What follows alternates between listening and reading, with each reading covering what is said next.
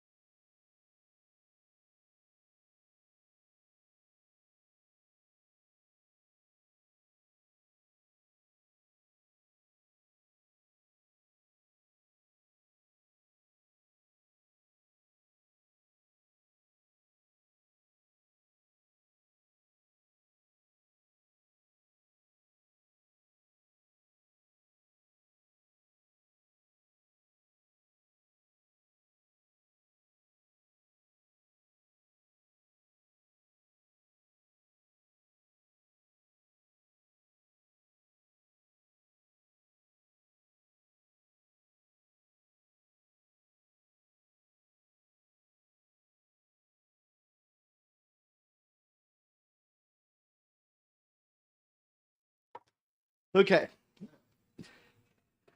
Reopen, I guess. HB 1183. And the sponsor, you weren't able to make the hearing, but this is a subcommittee, so we're really not going to be taking testimony per se. But I guess I'd like to hear your rationale why we should pass this when I've heard concerns that that some people up in the North Country are very worried about American companies are buying forest land for the purpose of solar or again for energy credits, whatever, and they're not logging. So should we be doing that stopping that too?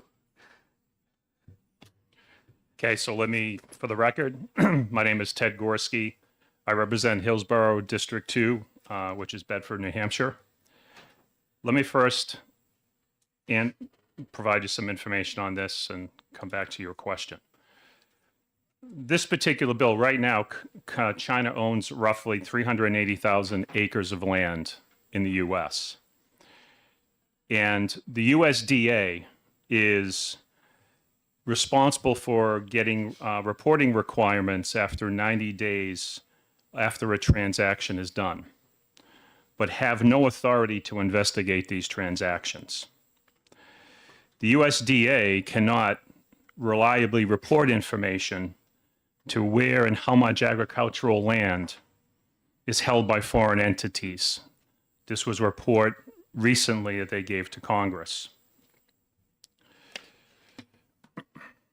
Avril Haines, who is the director of national intelligence, stated recently that, quote, the Communist Chinese Party represents a leading threat to our national security.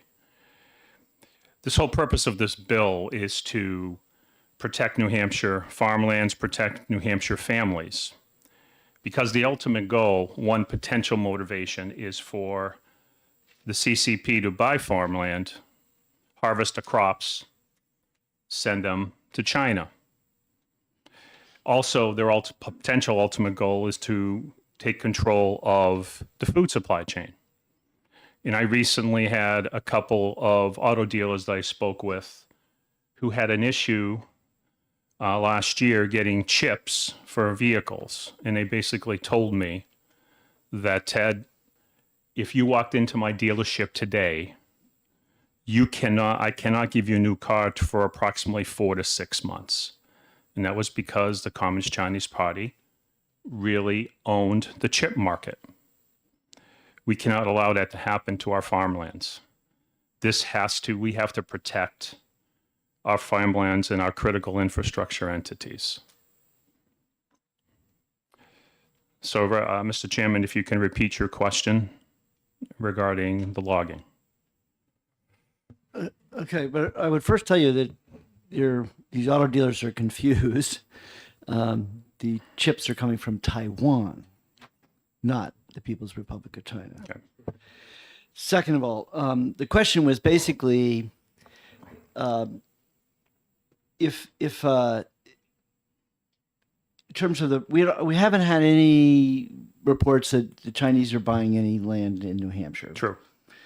And we actually have a concern about these other companies who are buying land in New Hampshire and actually being a disservice to our state's economy.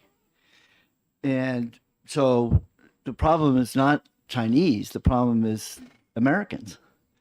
So why would we want to pass this legislation when we're not even addressing the real problem in the state? First of all, this particular bill is to kind of be ahead of what's happening. Because the CCP is not buying farmland right now, doesn't mean that they will not. There are 15 states that already passed legislation which protects the farmlands and critical entities in their states. So we can't put our head in the sand and say, okay, because they haven't purchased any here now, meaning that it never will happen. We should be ahead of the game to protect the farmlands in this state. in regards to your question on the logging and the other critical, the American companies, this particular bill was more focusing on foreign entities, not necessarily U.S. companies in the state. Well, I just say personally, I'm not big on, in the immortal words of a former chairman of the finance committee, prophylactic legislation. Generally, we don't put legislation. We want to solve a problem that's happening, not something that could happen or potentially happen.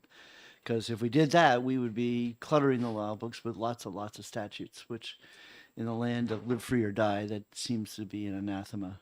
So I personally not too interested in passing this bill, but I am certainly willing to interim study and hold it so that if there at some point in time we did find that there's somebody, that this was going to be a problem in the state, at least we would have a vehicle in which we could address the problem with. I think, Mr. Chairman, I think what's important is we have a conversation about this Exactly. to make sure that we protect our assets here in the So state. by interim studying it, we would have that same effect. Representative Spear. This may be a would you believe, but it may be a question. Well, we're not, this is not a hearing, so this So, is. all right, so then I this can say would you believe if I want to. You don't even have to bother saying it. You can Okay. say whatever you want. Sure. You're actually entitled to your opinion now. Finally. Having come from New York and lived in New York City, a lot of my original part of my life, at one point or another, the Chinese have owned the Empire State Building, Arab countries have owned the Empire State Building, other Asian countries, India, everybody's owned the Empire State Building, and it was the end of the world every single time they owned it. Everybody was getting, oh my God, they're going to tear it apart, they're going to do this, and nothing ever happened. So I kind of agree with you, unless we see where this is going. I've seen things happen in the past where it didn't happen just because someone thought it might happen. This is land, they can't take it away. And at any time, the United States can find reasons to, kind of cancel out the sale for whatever legal reasons they can come up with. So I don't know. I'm kind of like with you on this. I don't think we should be acting prophylactically, as you put it. Yes, Representative Grassi. Yeah, I agree with you as well. I think that one of the things is that reacting just to the Chinese coming in and taking things is not what we should be looking at. I think there are examples of like Saudi Arabia buying land out in the West to plant alfalfa, draining all the water resources, and then taking that alfalfa and exporting it back to their country. And maybe what we need to do is, that this bill isn't the correct thing to do, but maybe what we need is some sort of registry that the Attorney General would have to be able to, and a time frame before any of our land is sold to any foreign country over a certain size, that it needs to be reviewed. That would be able to address the concern that these folks here have, but it's going to need a lot of work. This is not the bill. Okay. Any other comments? Yes, Representative Welch. Personally, my opinion, I think there's a big difference between a building and farmland. We need to keep farmland, and I think that's a different level of importance versus a building. So that's just my humble opinion. Yeah, but we're doing a lousy job of keeping farmland in here in New Hampshire. Representative Hammond. Yeah, just my thoughts on the matter. I think it's useful to have this conversation. China's our number one global adversary. They're a communist country. They basically are behind every company. Every Chinese company has a communist cell within the company. There's recent news reports that in Maine, Chinese companies are buying farmland to grow illicit marijuana. That's common knowledge at this point, I think. And also there's reports that they're buying farmland near military bases in the country. So we don't want to put our head in the sand and think that this isn't an issue. Maybe this bill needs work, or maybe the conversation needs to continue, but I thank the member for bringing this legislation forward. Okay. Any other comments? Let's see, who do we have here that's from the committee, the subcommittee? Only half of us are here. So So, you, myself, Spear, and Cole. Spear, right, Cole, and us two. Spear. Well, Grassy, actually, because Oh, Grassy too. he's, I've taken Sean's place. That's right. yeah, right. So we're missing Herbert, Right. McAleer, and Thaxton.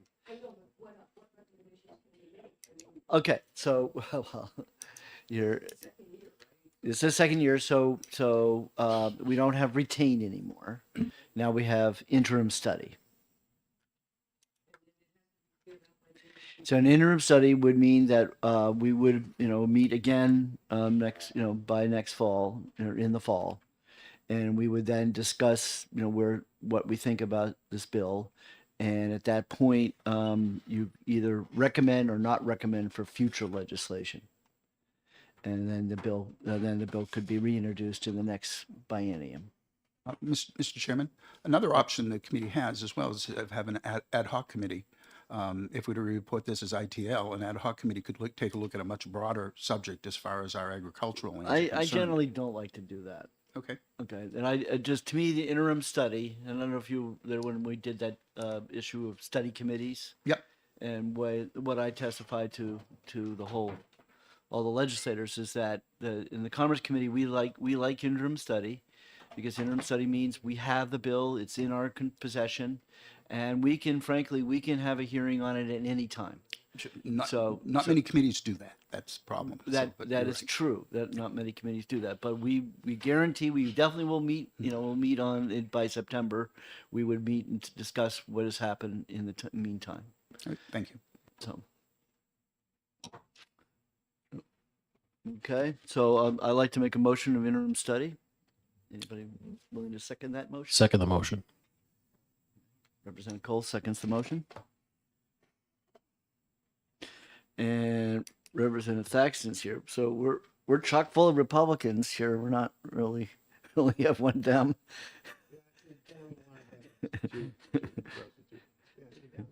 You're done. So no, we already have a second. I was just saying that I assume you want to replace you're missing Dems here. Well, we're Anyone- not voting today. No, this is just for the subcommittee. No, since we're not voting today. You're not worried about it. Okay. All right. So the pending motion is interim study. Any discussion on the motion? Seeing none, all those in favor, please say aye. Aye. Aye. Those opposed? So, because you want to kill it. Okay. I think it needs to be a different bill based on what people were saying. It's a whole different direction. Representative Almond was saying and what. Gotcha. Okay. That's right. And Representative Grassy, which way would you vote? You would vote no. Okay. So the pending vote is 4-2. Oh, Herbert. Well, but he wasn't here when the question was put. I have all the answers anyway. That's what I'm afraid of. Thank you very much. Thank you, Mr. Chairman. Thank you, committee. Okay. No, it's 4. Let me get the 5. I got 4. 4-2, right? That's right. Cole, Thaxton. Fine. two. Okay. All right. Up next, relative to single-use disposable plastic foodware accessories. All right. Anybody have some opinions? I don't even have my bills here. Have some opinions on this bill? They're all right here. Okay.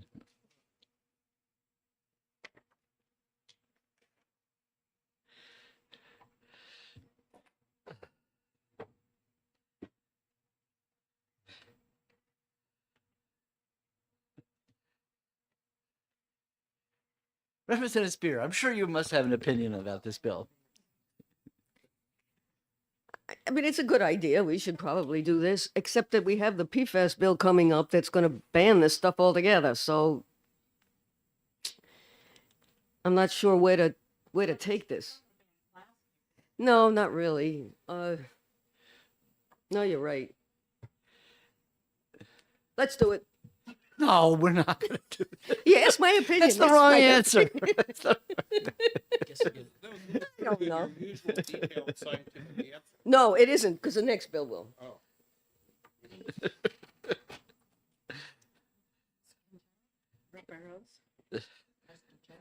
Yes, Representative Burrows. I just was reading your text message to me. That I'd be late. Yes. I actually gonna say something that people may surprise coming from somebody from my party, but I actually think that, you know, we keep having the single-use bills over and over, and I actually think it might be more effective for stores to band together and have a marketing program that we don't have disposable utensils. I think that, you know, I think this, you know, we these have failed over and over again, you know, and I see this as kind of being analogous to the GMOs, where they did a marketing, you know, there's a label on it, no GMOs, and a lot of consumers look for that. And for me, if I'm actually becoming much more conscious where I eat at lunchtime because I don't want the plastic. So if a store had that on their store, we don't have disposable foodware, I'd probably go there more often. Education. Yeah. Does that surprise you? No, because I think you're a very level-headed person sometimes. And I think you're absolutely right that there's you would think that an establishment would want to have a sign and say, if you don't need all this accoutrements, please say no, thank you. And some stores are actually doing it. I mean, I went to REI and I bought a bunch of stuff, and they said we don't have bags, which, you know, I thought was great. You know, I didn't know I was going to get all my stuff out, and they didn't have carts. But, you know, I thought that was great that they did that. You know. Right. Yep. I mean, I've always been a big believer, and I think even I've been thinking about this PFAS bill, that we really want to empower the consumer. Because I just saw one of the recommendations was just to remove the labeling requirements, and I'm actually the complete opposite. Labeling is important. That if consumers, I mean, the biggest problem we have with PFAS is the consumers are oblivious to it. But if if we did have, like you said, the modified, the MG, what was it? No, it was GMOs, genetically modified, and I see it on cans all the time, and I've always wondered how many people really say, you know, no thank you, and put it back on the shelf. Because I think that is the right answer. You know, to empower the consumer to say, okay, no, I don't want that stuff. But I also still think in terms of the PFAS bill, which is the clearinghouse, which is that companies have got to be more forthcoming about the fact that whether it has it or not, because it's hard, especially if we're going to try to ban the food packaging, it's hard to know whether that's GMO or not. I mean, not GMO, excuse me, whether it's PFAS or not. You know, that packaging, it looks a little mysterious, looks a little suspicious, but we don't know, what's really in there. And that should be an obligation of the merchant to notify. So, I mean, how strongly are you, Demis? You know, obviously you feel like you want interim study. I mean, if we kill this bill, then not even an interim study. My colleagues tell me what they want. Yeah. I'll go along with what you said. It made a lot of sense. Okay, so which is it, interim study or you want to kill it?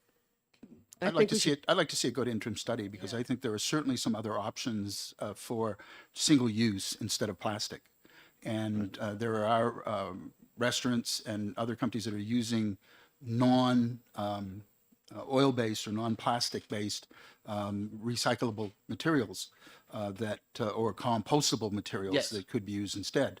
And I think if we take a look at this and maybe get it down to where we can refine it to that we direct people or try to encourage companies to not use plastic materials, throwaways, but to use compostable or non-plastic materials instead. So I'd like to interim study it. Okay. Yeah. Representative Ammon?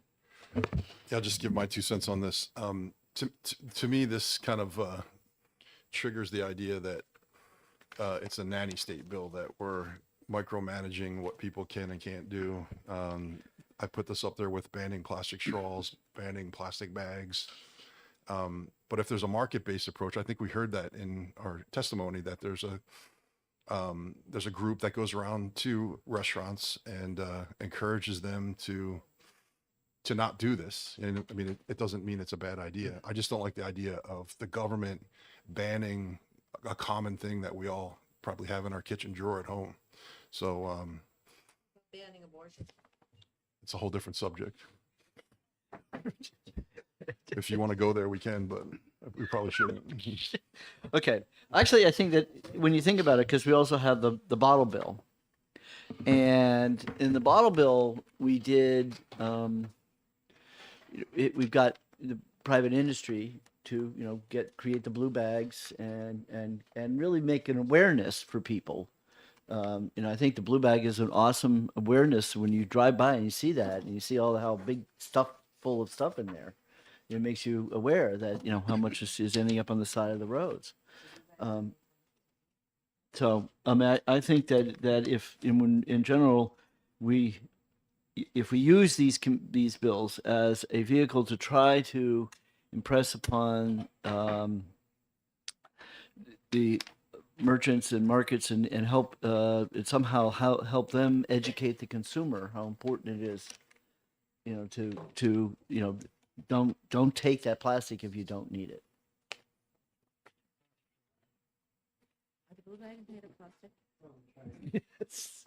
I don't know whether the blue bags have PFAS in them. That's a good question. Well, but again, this is where I'm saying that really what we really want with the PFAS is in terms of, because I'm a little concerned of how we're going to enforce the PFAS bill. But that if the issue comes down to is if you've got PFAS in it, you need to let people know. It should be stamped right on anything that has PFAS in it. And we should know that it has PFAS in it. If we're going to talk about PFAS, I really think we're going to have to. Well, we're not really talking about No, PFAS we're just because Representative Abel is here. no. I and she understand, but can I answer think a lot it's of our all a questions with general. that. It's all getting down to But the same also, thing. PFAS is a public health issue. It's different. I mean, people are getting sick from Right. PFAS. So I think it's a real different issue than these disposable things. Right. Okay. So I'm okay with an interim study to simply, because and just for the public to understand the way commerce operates, and under my leadership this past session, which is that I don't want to have a bill go to the floor 10-10.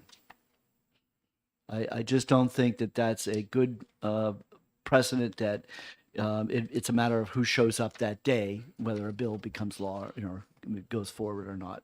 It's to me, whether the voters knew what they were doing or not knowing what they're doing, at the end of the day, the fact that we're 10-10 means that we only really want to pass things that we have a strong majority in support of.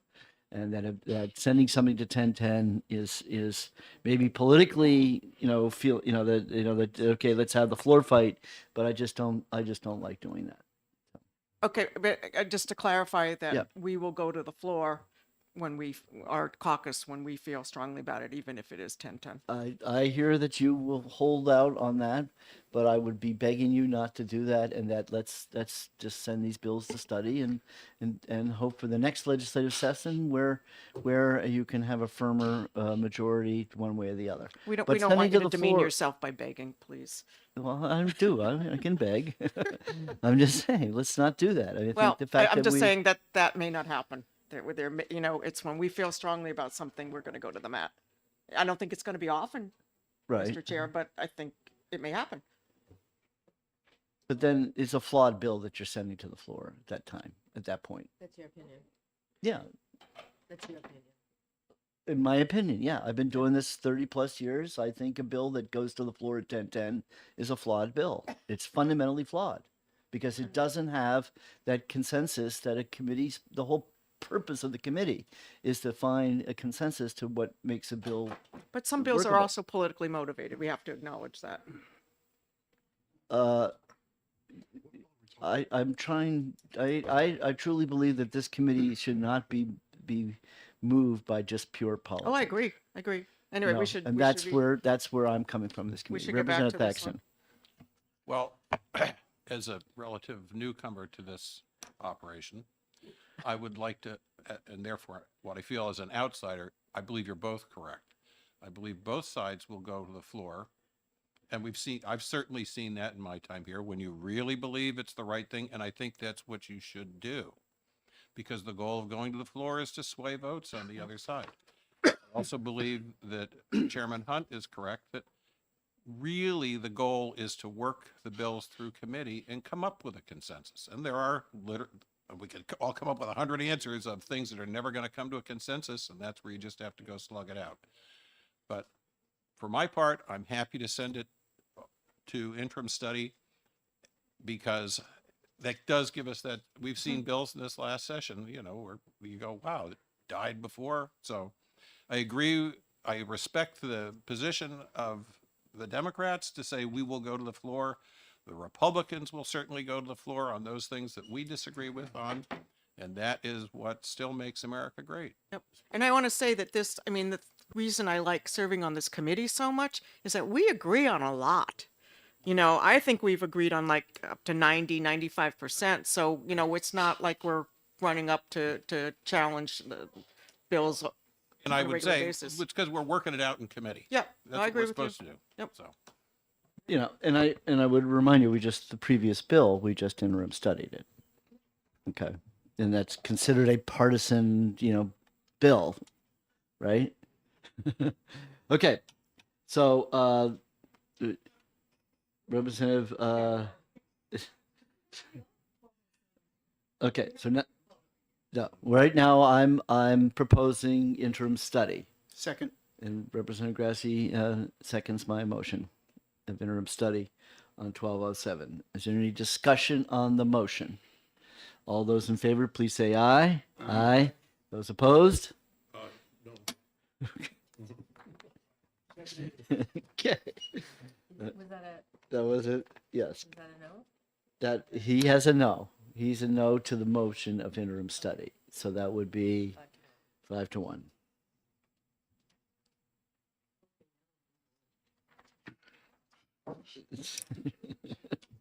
Okay. All right. Next up, 1232, prohibiting the state or local governments from using central bank digital currency.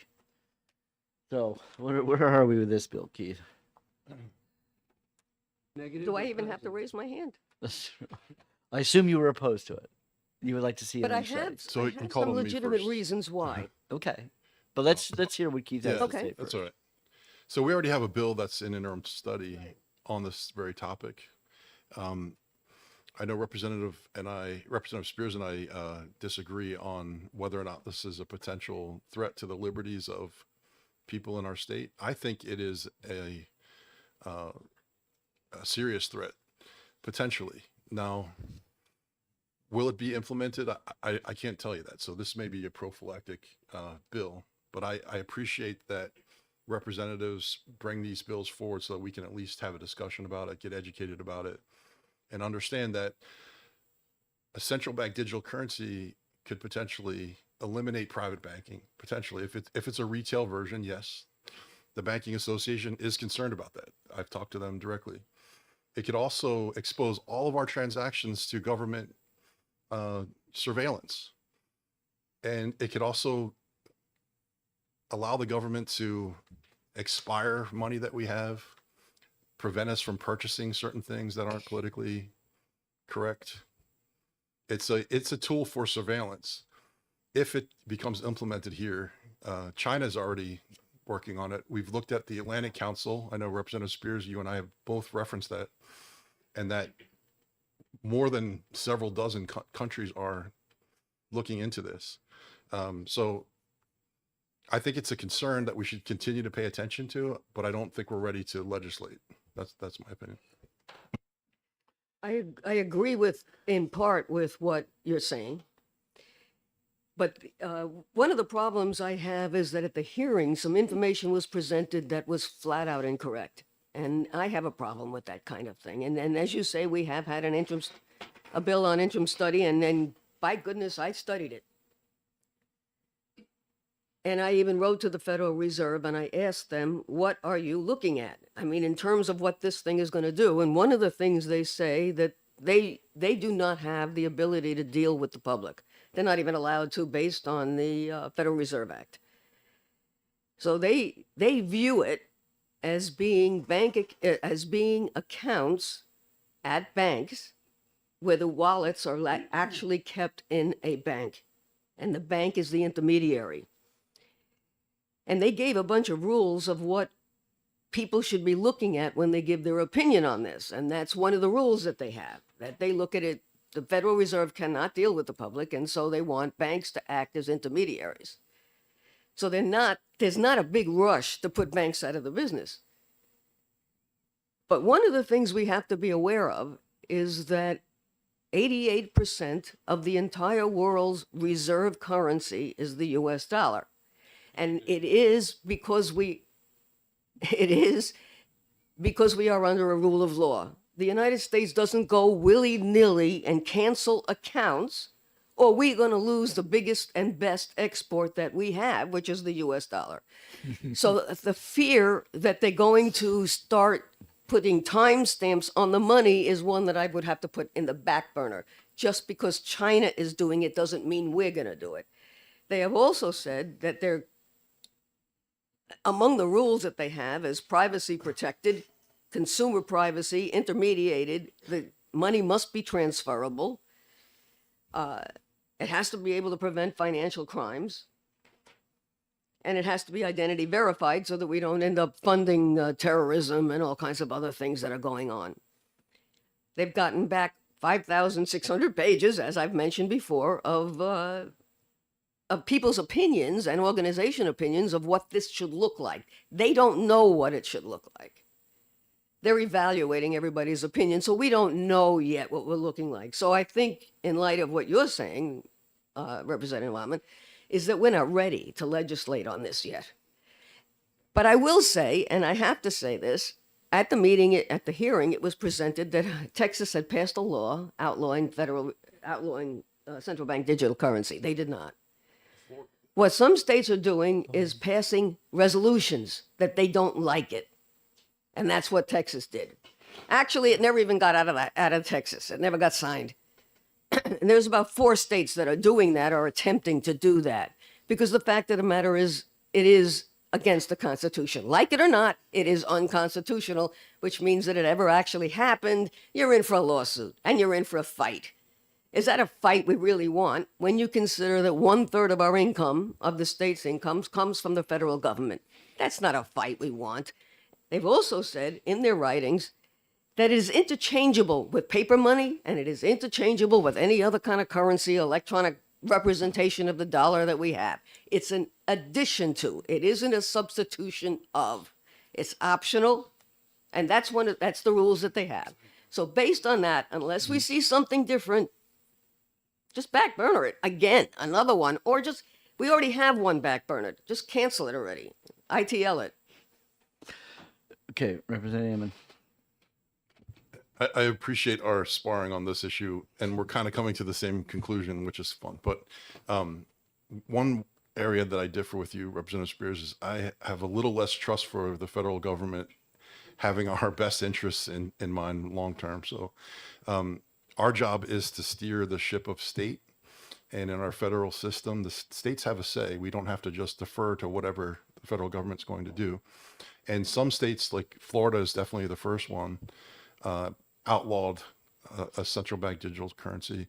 It's become a national issue. I don't know if you've paid attention recently, but the front runner of the Republican Party just said he's never going to allow it. So maybe we have to hope that he gets in. I don't know.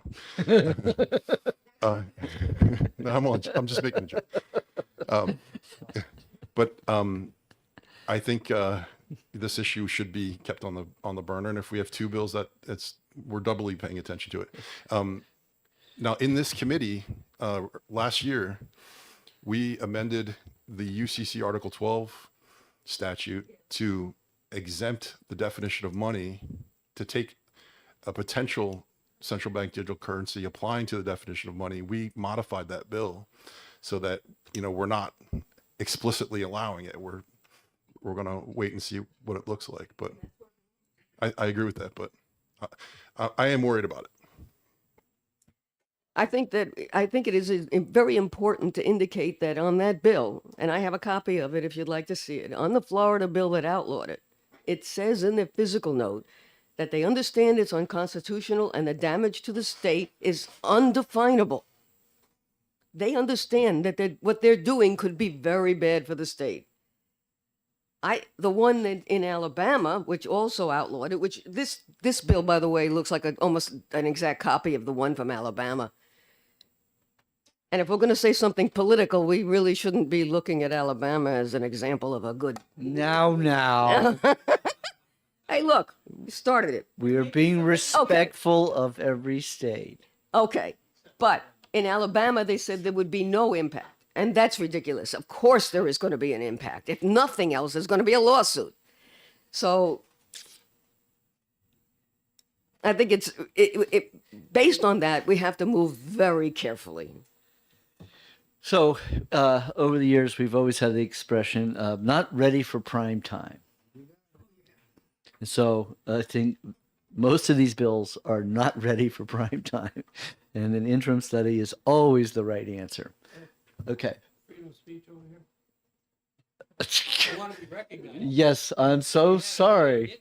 Interesting conversation. I do. So I you, listen to it very closely. and you have I have something. important to say on this matter. So please turn on your microphone. The Speak to the microphone. there are. It's not ready for prime time. I'll agree with that. There we go. But what I want to point out is that in the larger context, in the political context, the opposition is primarily aimed at distrusting the federal government and the Federal Reserve and anything in there in that combination. So as a result, the constant thing I hear is, well, I can do this here in the state, and there's a supremacy clause, and they just say, well, I don't really care, because I'm here. So New Hampshire can do whatever it wants, Texas can do whatever it wants, Florida can do whatever it wants, Alabama can do whatever it wants, and that really worked with the Articles of Confederation, which lasted 12 years. So you need a good, strong national government, and we need to trust it. And if we want to go after it, we have to have a good reason. Now, the reason I'm suspicious is the fact that the federal government doesn't really know what to do with the idea of digital currency. They really don't. They're stuck. And Well, this says state or local, by the way. well, the problem is it's the federal government's job, it's Congress's job in this arena, and it's not our job to work with the currency, or what could be an alternate currency, which is, I think, we're gonna have to discuss it. But the fact of the matter is, one of the threats of being a libertarian is that you don't acknowledge. Let's kind of refrain from going down that But path. it's May I a rebut? comment. Yes, you will, but let him Okay. finish. But it's an all-inclusive narrative.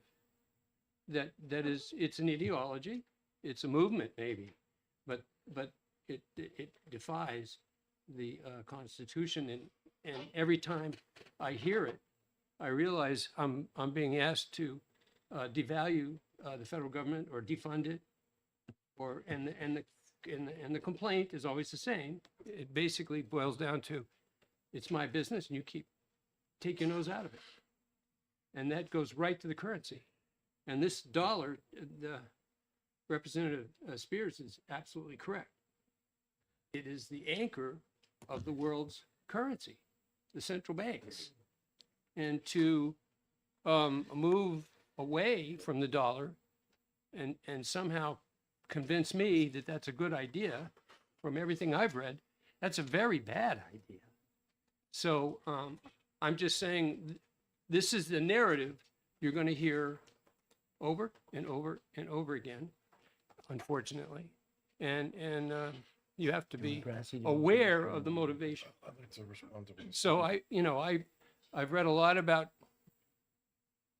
the politics and the ideologies of various factions, and they're all have their own reasons for doing what they're doing. But the fact of the matter is, we went through this in order to get a constitution, and I don't want to do it again. And that's what we're being asked to do too many times. Just Okay. Representative Ann would like to respond first, if you don't mind. You didn't say my name, but I think I was included in the group that you were talking about. oh, you're a first teamer. All right. So I'd like to respond. First, you mentioned the supremacy clause, and we hear people say the supremacy clause. That doesn't mean the federal government can do whatever it wants. The supremacy clause only applies to the powers enumerated in the Constitution. The 10th Amendment says all other powers are delegated to the states. New Hampshire is a state. So if you want to be constitutionally literate, when you say the supremacy clause, it should apply to something that's actually in the Constitution. So respectfully. The money specifically is, currency is specifically enumerated in the Constitution. Okay. So, Representative Grassi. I think one thing that people are overlooking here, and one comment was says, that this is going on in China. China's looking at this, and there's a reason. I mean, if you put 100 economists in a room, you're going to get 100 different opinions. But one thing that we're looking at on the world stage right now, in the world market, with the dollar being the supreme world currency, is China is looking at using this to supplant the dollar. Because this is how you are able to have international trade. It enhances international trade. And if we shut ourselves off from a central bank digital currency, it's not for individual people. Basically, China is looking at this as a way to corner the market on world trade and to supplant the dollar as the reserve currency of the world. And, we just can't shut it off. So I would say I tail this. This is a much bigger thing than little New Hampshire. So what is the bill that we have already? What's the, on this subject matter? It would ban any currency that doesn't respect privacy rights. I think that's how it. Oh, that's how it's written. it Right. protected. Wasn't like El Salvador or something, or didn't they decide to go with the currency, or? So that's El Salvador made Bitcoin legal tender along with Right. their. So would that be? But that's like a different. It's related but different. Right. Okay. Well, I'll just throw a curveball into everybody. I think the bill establishing a state bullion depository sort of sounds like digital currency to me, because you're not going to go around trading gold with people. You're going to be trading a digital device. So no, well, I understand it's a different bill, but that's why I think all these bills should be interim studied. Okay. Can I ask a question about that? We already have one on interim study. How many do we need? The idea of interim study is because all of them are in this subcommittee. So that means when this subcommittee meets with these issues, they can talk about any one of these bills, and they're free to. It makes it an open conversation about any and all subject matters would be available to this subcommittee. I think I have to agree here with the representative. I think that, you can have all of these bills, but this one here I think is different. I think, having personal privacy on currency is something that we should look at. This is dealing with something that is far beyond the state of New Hampshire, and I think we should stay, this is just not one that is anywhere near prime time. Right. Well, listen, the kill it is again. If it comes down to 10-10, we're going to take to the floor, and whether we're going to kill it or interim study it like we did. I mean, come on. Why waste everybody's time on the House floor with something like that? Let's just interim study it and know that this bill probably will never have the light of day, but at least we can always talk about it, and have the committee has the vehicle to talk about. Please. Try me out on this, IS. I've supported you on other ones. I seconded your last one. You're not going to get me as a second on this one. All right. Okay. Anybody like to make a motion on 1232? Move to ITL. Well, It's not 10 anymore.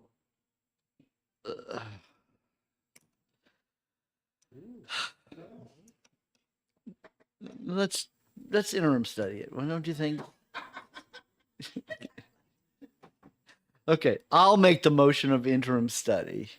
We got a motion on the floor. I the chair. I can decide whether I accept a motion or not. Since always the chair has a right. All right, if you want to have an ITL motion, that's fine. So who made the motion? Grassy, and it's seconded by Thaxton. Oh.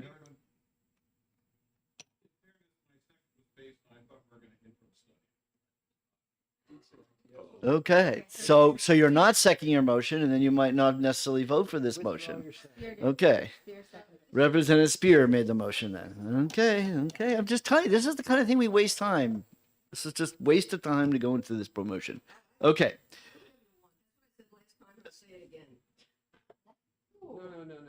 Okay. So, all those in favor of ITL, please raise your hands. 1, 2, 3, 4. All those opposed, raise your hand. 1, 2, 3, 4. Yeah, okay. Thank you. All right, motion is motion fails. So the motion, I would say that Representative Burrows, I think you were representing Maculator, but Maculator's here now. So the motion fails. All those, I moved interim study. No. I move interim study. Do I have a second to my motion? Representative Thaxton, I have a question. you may pose a question. We're dealing with money here, the dollar, and we have to acknowledge that we have some legislation in regards to crypto, which is aimed at becoming a substitute. How does this for dollar. relate to the If to the bill? somebody here is financially affected by this vote, can they vote? Ouch. Are you saying that somebody has a conflict of interest in state and local if governments you're- using central bank digital currency? No, this is part and parcel of a larger. Okay. debate. If you think that somebody has a conflict, I would ask you to pull that person aside and have them file a Rule 16 filing.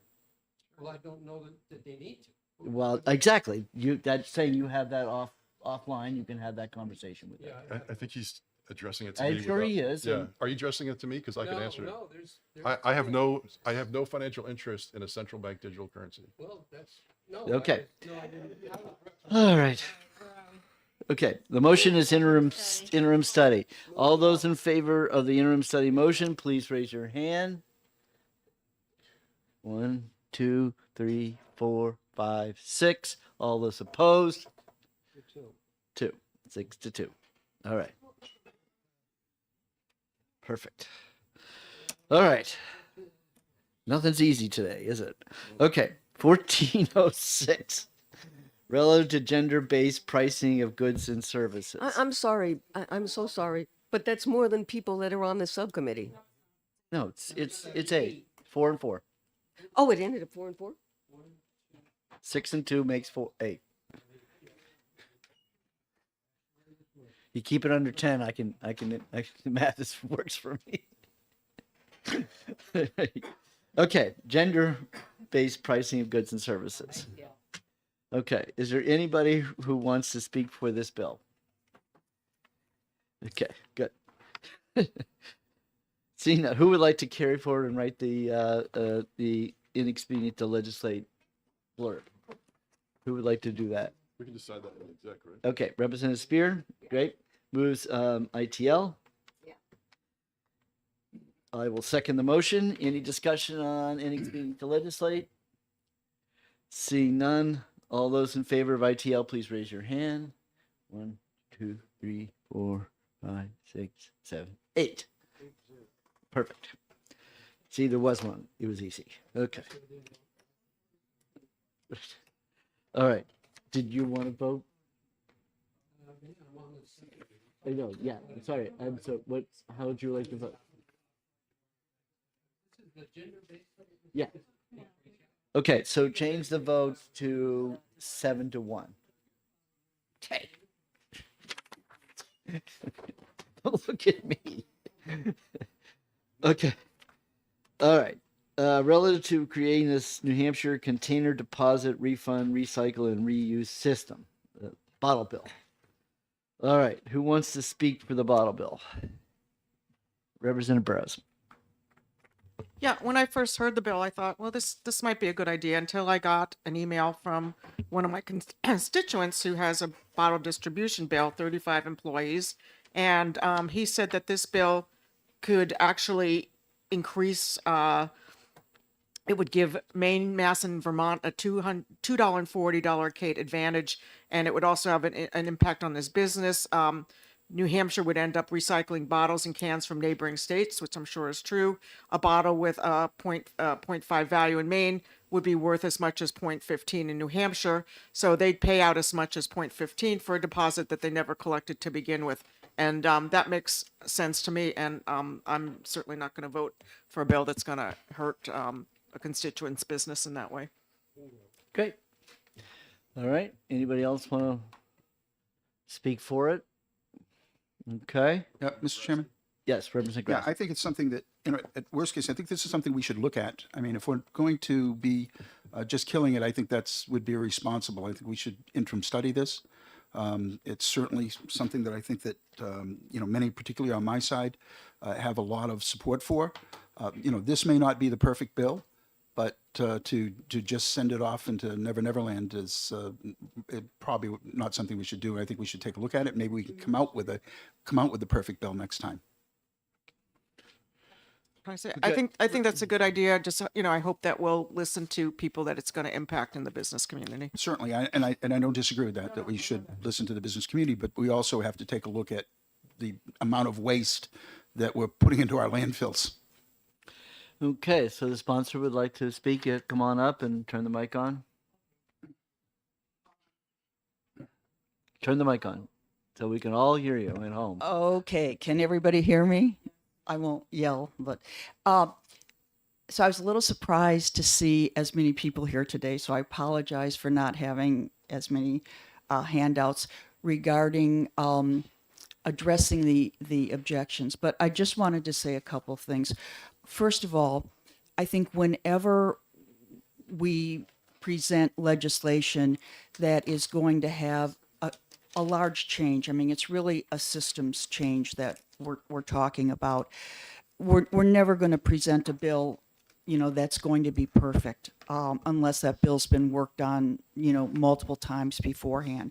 So what I'm presenting to you is what I think is a foundation. I mean, I think that the broad concepts of the bill could work for New Hampshire.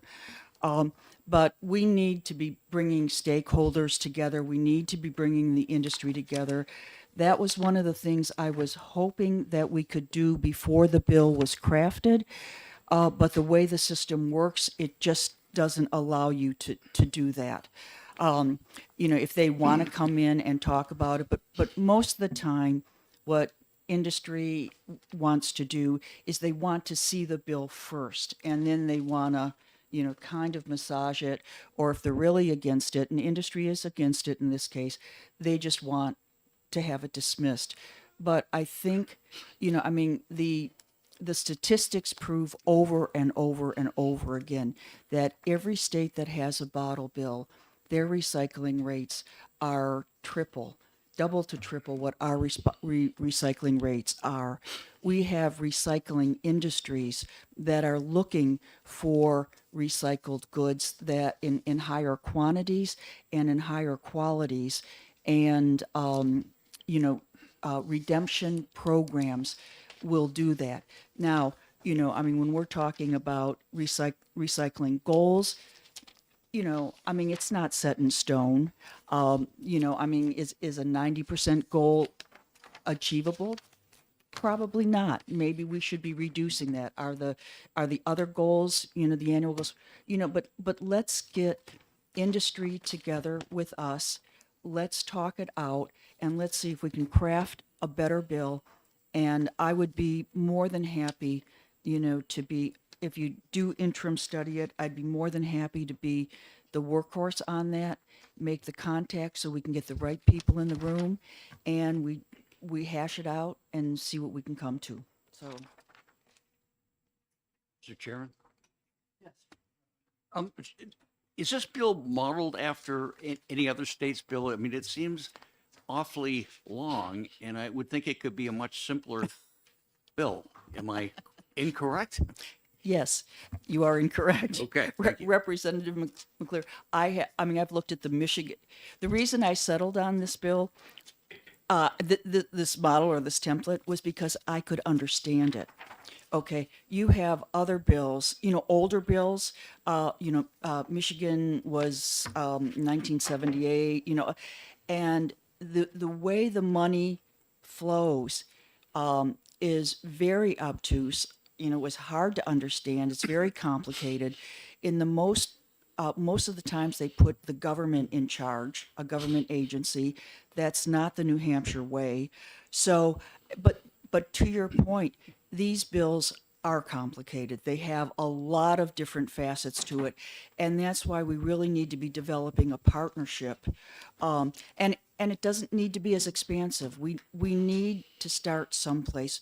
Oh, the other thing I wanted to mention, and I forgot about this, the Liquor Commission should be exempted at this point. I never meant to have the Liquor Commission included, but when we were talking about this, I frankly was thinking more in the line of grocery stores. But under the bill, the way it's written now, the Liquor Commission would be included. Although I think at some point they would be perfect, for some kind of redemption system. That's down the road. We don't want to complicate things. So that's one of the things I wanted you to think about. Now, how does that make any sense? You're going to tell everybody in the state that, all the merchants, they got to do it, and that the state is off the hook? I'm saying they're off the hook as a redemption center for the moment. But think of how many bottles they're pushing out the door.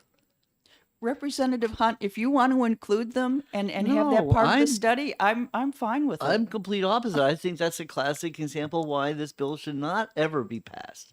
Why we should never have a bottle bill in New Hampshire. And because we too have some skin in the game and know that we don't want, this is a huge burden on the system.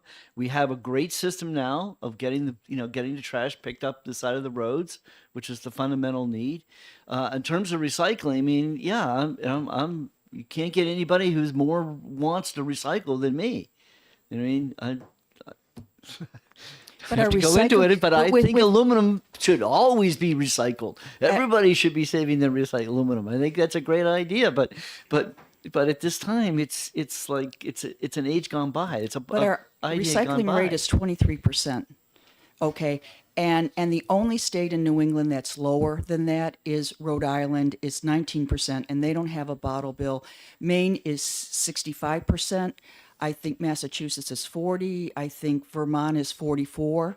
Okay, and yeah, so I mean, I think it's nice, but unless we put mechanisms in place that make it convenient for them, and also everybody goes to the grocery store every week.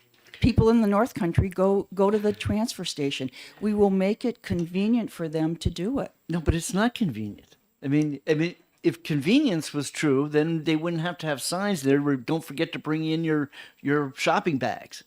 Okay? We all forget to bring our shopping bags. All right? Well, not If- all If of I us. can't remember to bring my shopping bag, why am I going to remember to bring my recyclables? Well, right now, the recyclables, I right now take my recyclables, when I go to the, get to the dump, That's my point. And your dump can have a recycle center there. And so instead of putting them in the bin to recycle, But you I put don't it in want the to pay reverse the vending 30 machine. cents. on my 6-pack or 60 cents.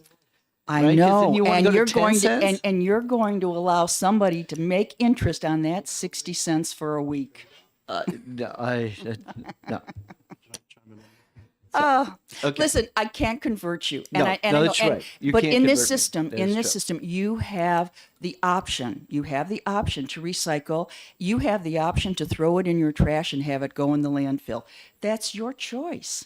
Okay, so we're not forcing you to do anything. No, you're forcing me to pay more at the time I'm buying it. Representative Ammon. Thank you, Mr. Chair. Just thinking about this issue, so in New Boston, the town I live in, we have a recycling, very fine-grained recycling in our town dump. So we have to separate the plastic by the numbers, and the enforcement is very strict. If you get my drift, We have a dumpster Nazi too. I wasn't going to use that word, but he rips the bags open right there in front of you when yeah. you dump. Hi, Jerry.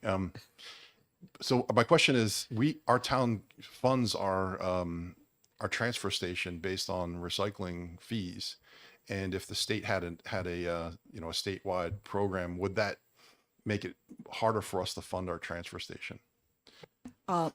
No, because in this bill, there is a way to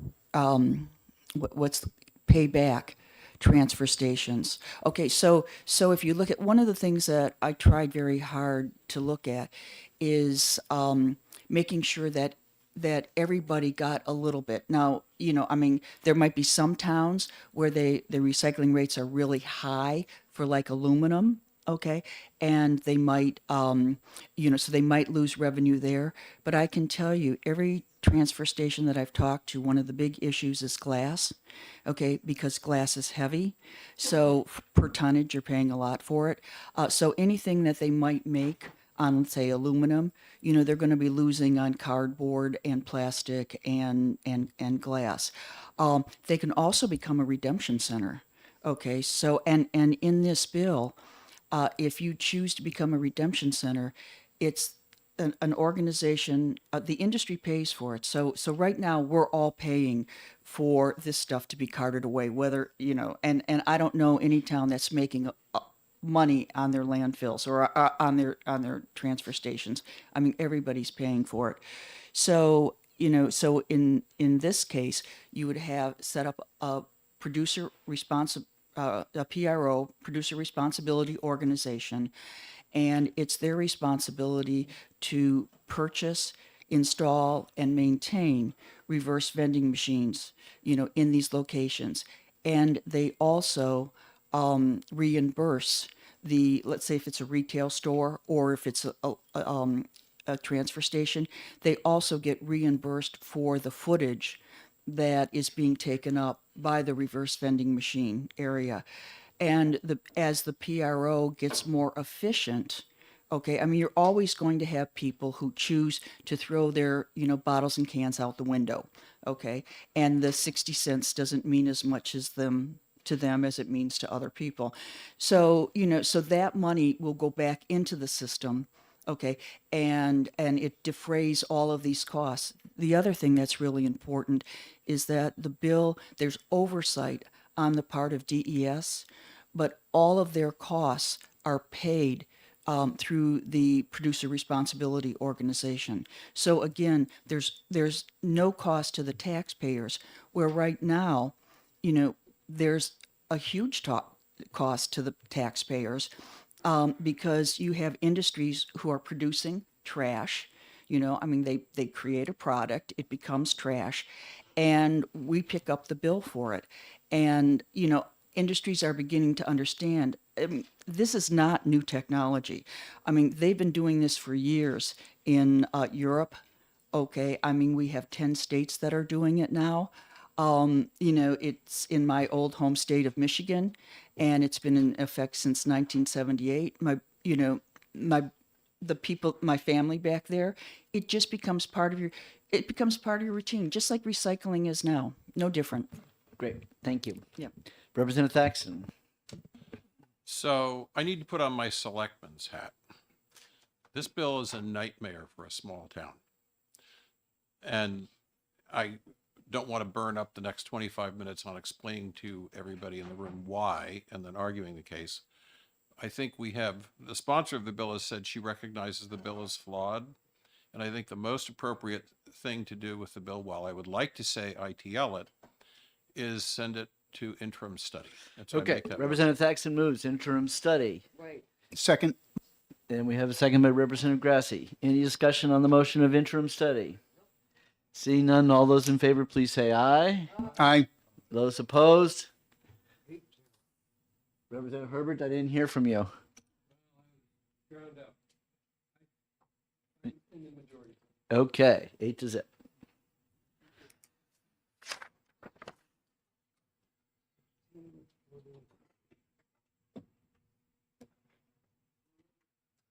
All right. Okay, PFAS.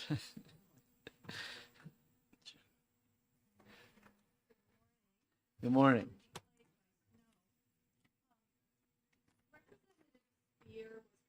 To print out some documents for the committee, and I just need one of the packets.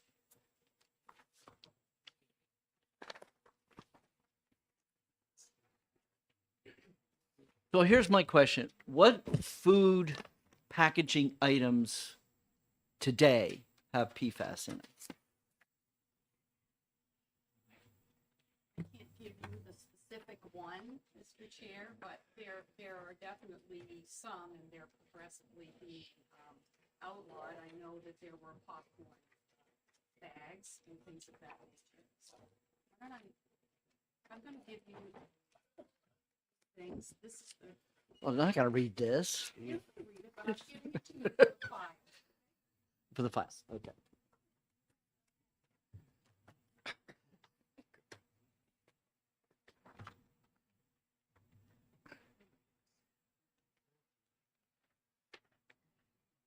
I need one copy. So what we need to do is be looking at the bill and how we're going to amend it. Right, and I'm ready and prepared to go very deeply with you into that, but before we started, for the record, my name is Karen Ebel. I represent Merrimack District 7, which is New London and Newbury. Thanks. So I wanted to share with the committee, just as a starting point, the first thing is that I just provided for your information, I just provided to the chair a copy of the complaint that New Hampshire filed several years ago against 3M to recoup losses for PFAS contamination in the state of New Hampshire. It was filed by Gordon MacDonald, which, as you know, is Governor Sununu's Attorney General appointee at the time. I provide that to committee just to show, and you can read in there the descriptions of why we're seeking damages. I'm also going to provide to the committee, when we're done, the most recent report from the Department of Environmental Services on the occurrence of PFAS contamination in New Hampshire. It's very widespread. This was issued in December of 2023. And I offer this as further evidence of why it's a smart move for New Hampshire to start to turn off the tap. Another thing I want to share with you is, and it should be in the materials provided by Representative Spear, the National Waste and Recycling Association has written in support of this bill. And as they say here, the New Hampshire chapter members operate in every community and employ more than 2,500 residents, and they generate $150 million in state payroll and responsibility for $400 million in revenue. The support includes Waste Management, Casella, and several other recycling and waste management organizations. And I was able to get the members from New Hampshire from the NWRA, and I'd be happy to provide that to the committee. So the other thing, and we'll discuss this in greater detail, I wanted to make sure that the committee checks out state actions on PFAS, because the last time we were here, we discussed the across the board PFAS bans that were in Maine and Minnesota. What I didn't know at the time, honestly, is that there were many, many other targeted bans in the United States, and that we would not be going it alone based on the items that I've selected and identified for product bans. And we can talk about this in more detail. So I have some other things here, but we can go ahead and dive into the bill. So I have so many papers.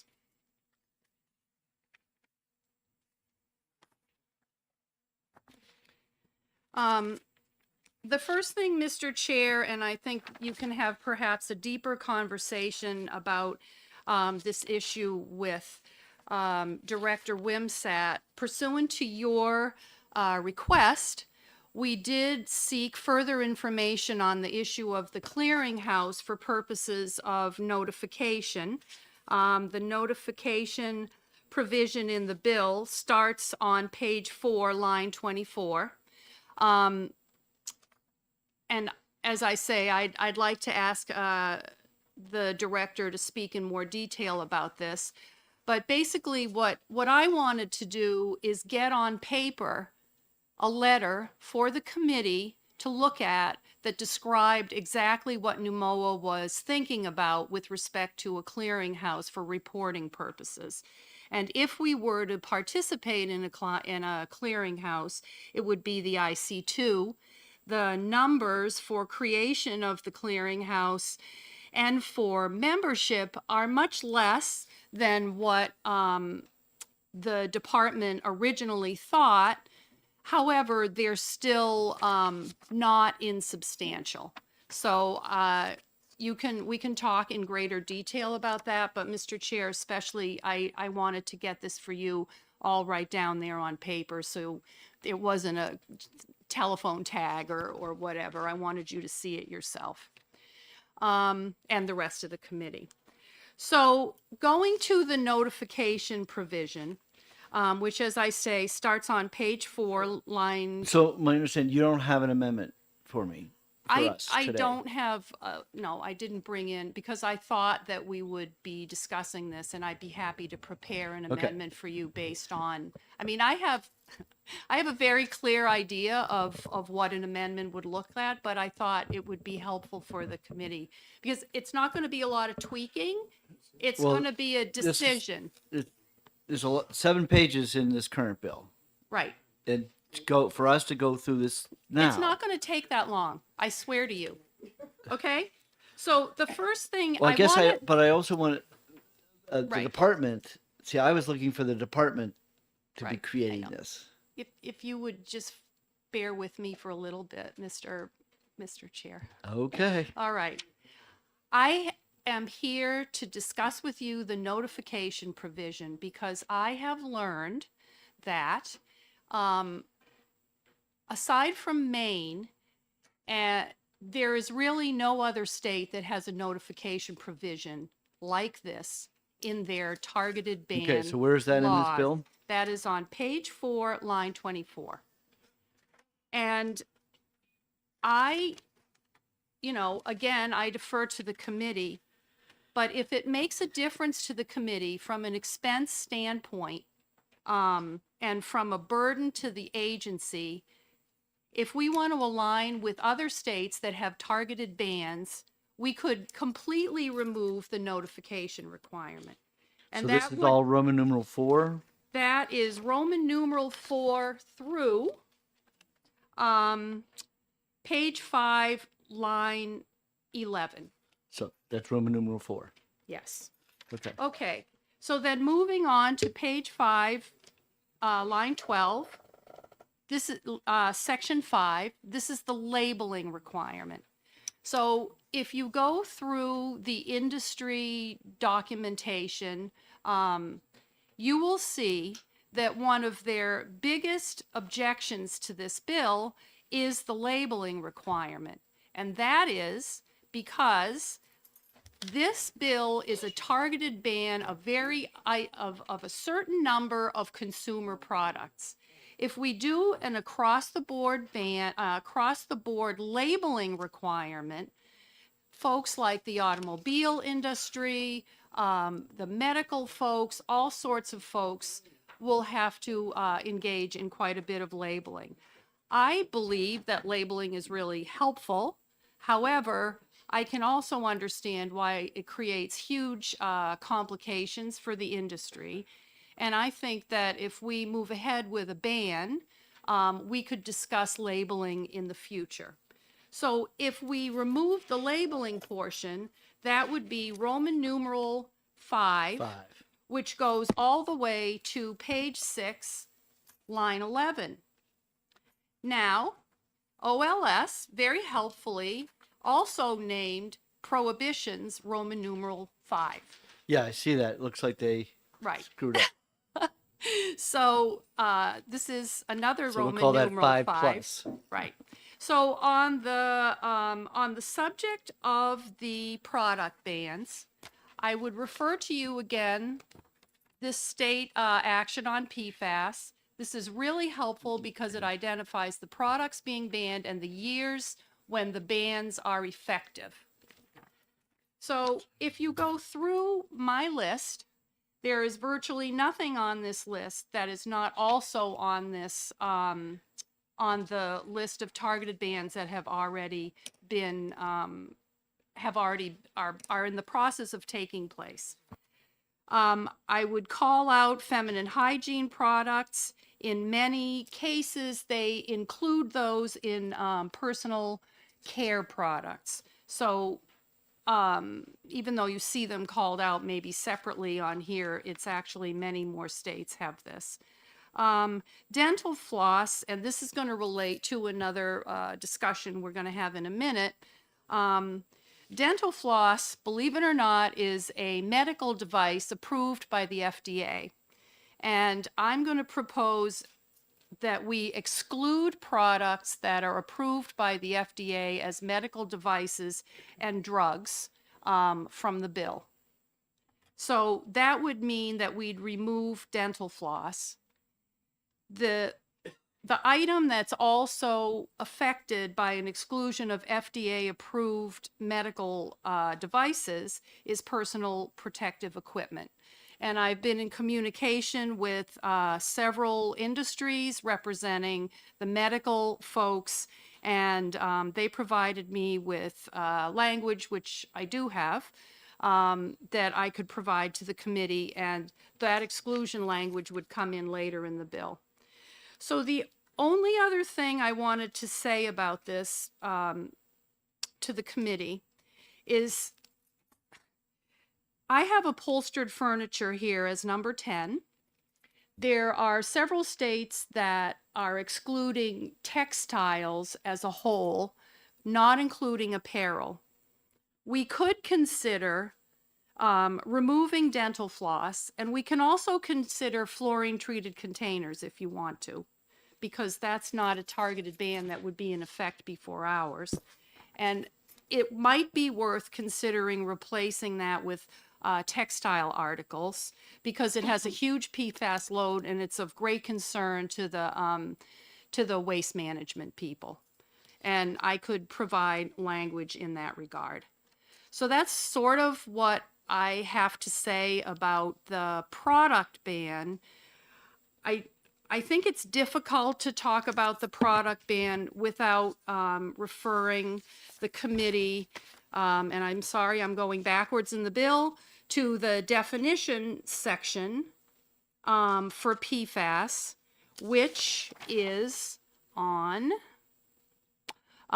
page 3, line 7.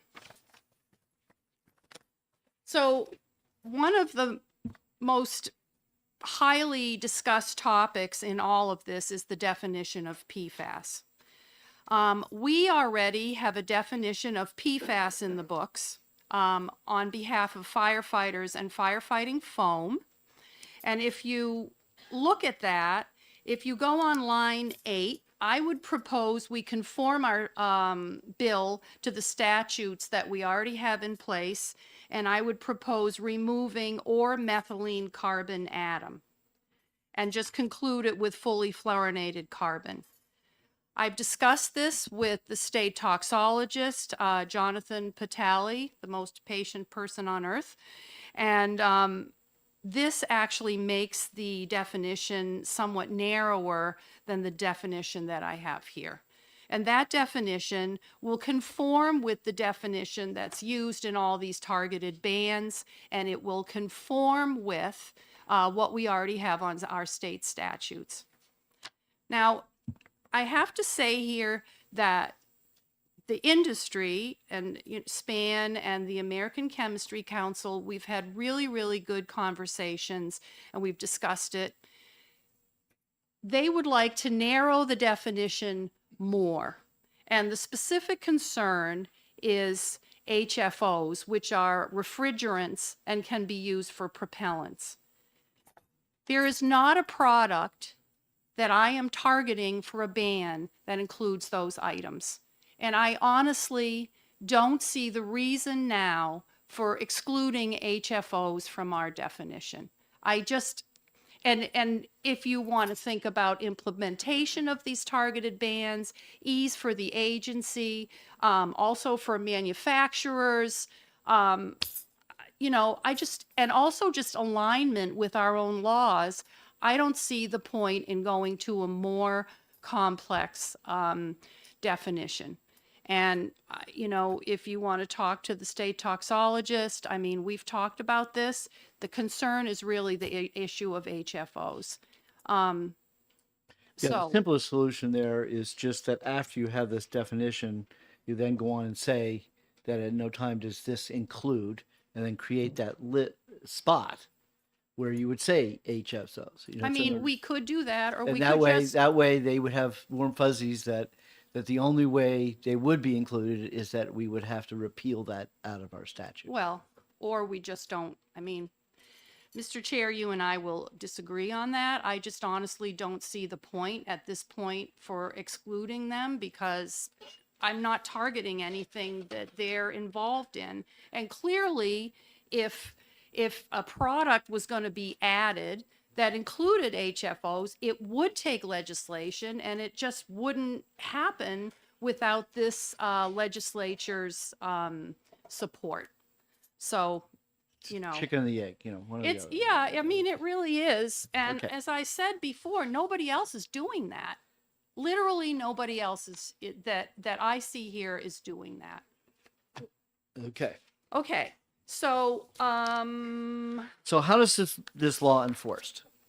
how is this law enforced? Well, I'm Right. going to ask my the department person to come up here and speak. I will say that understanding more completely that there's not a notification provision and that all these states are really relying on certificates of compliance.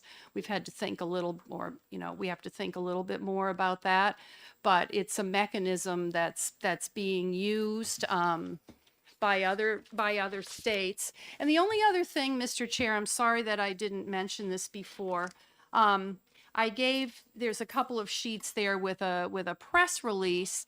The EPA, as of May 2025, has put into place under TSCA, and I don't know the acronym, a reporting requirement for all PFAS using their definition, and their definition does exclude HFOs as I understand it, but it's a pretty complex definition, and again, I'm not sure that's something that we would want to include. However, it's a reporting system that will be up and running before our ban would take place.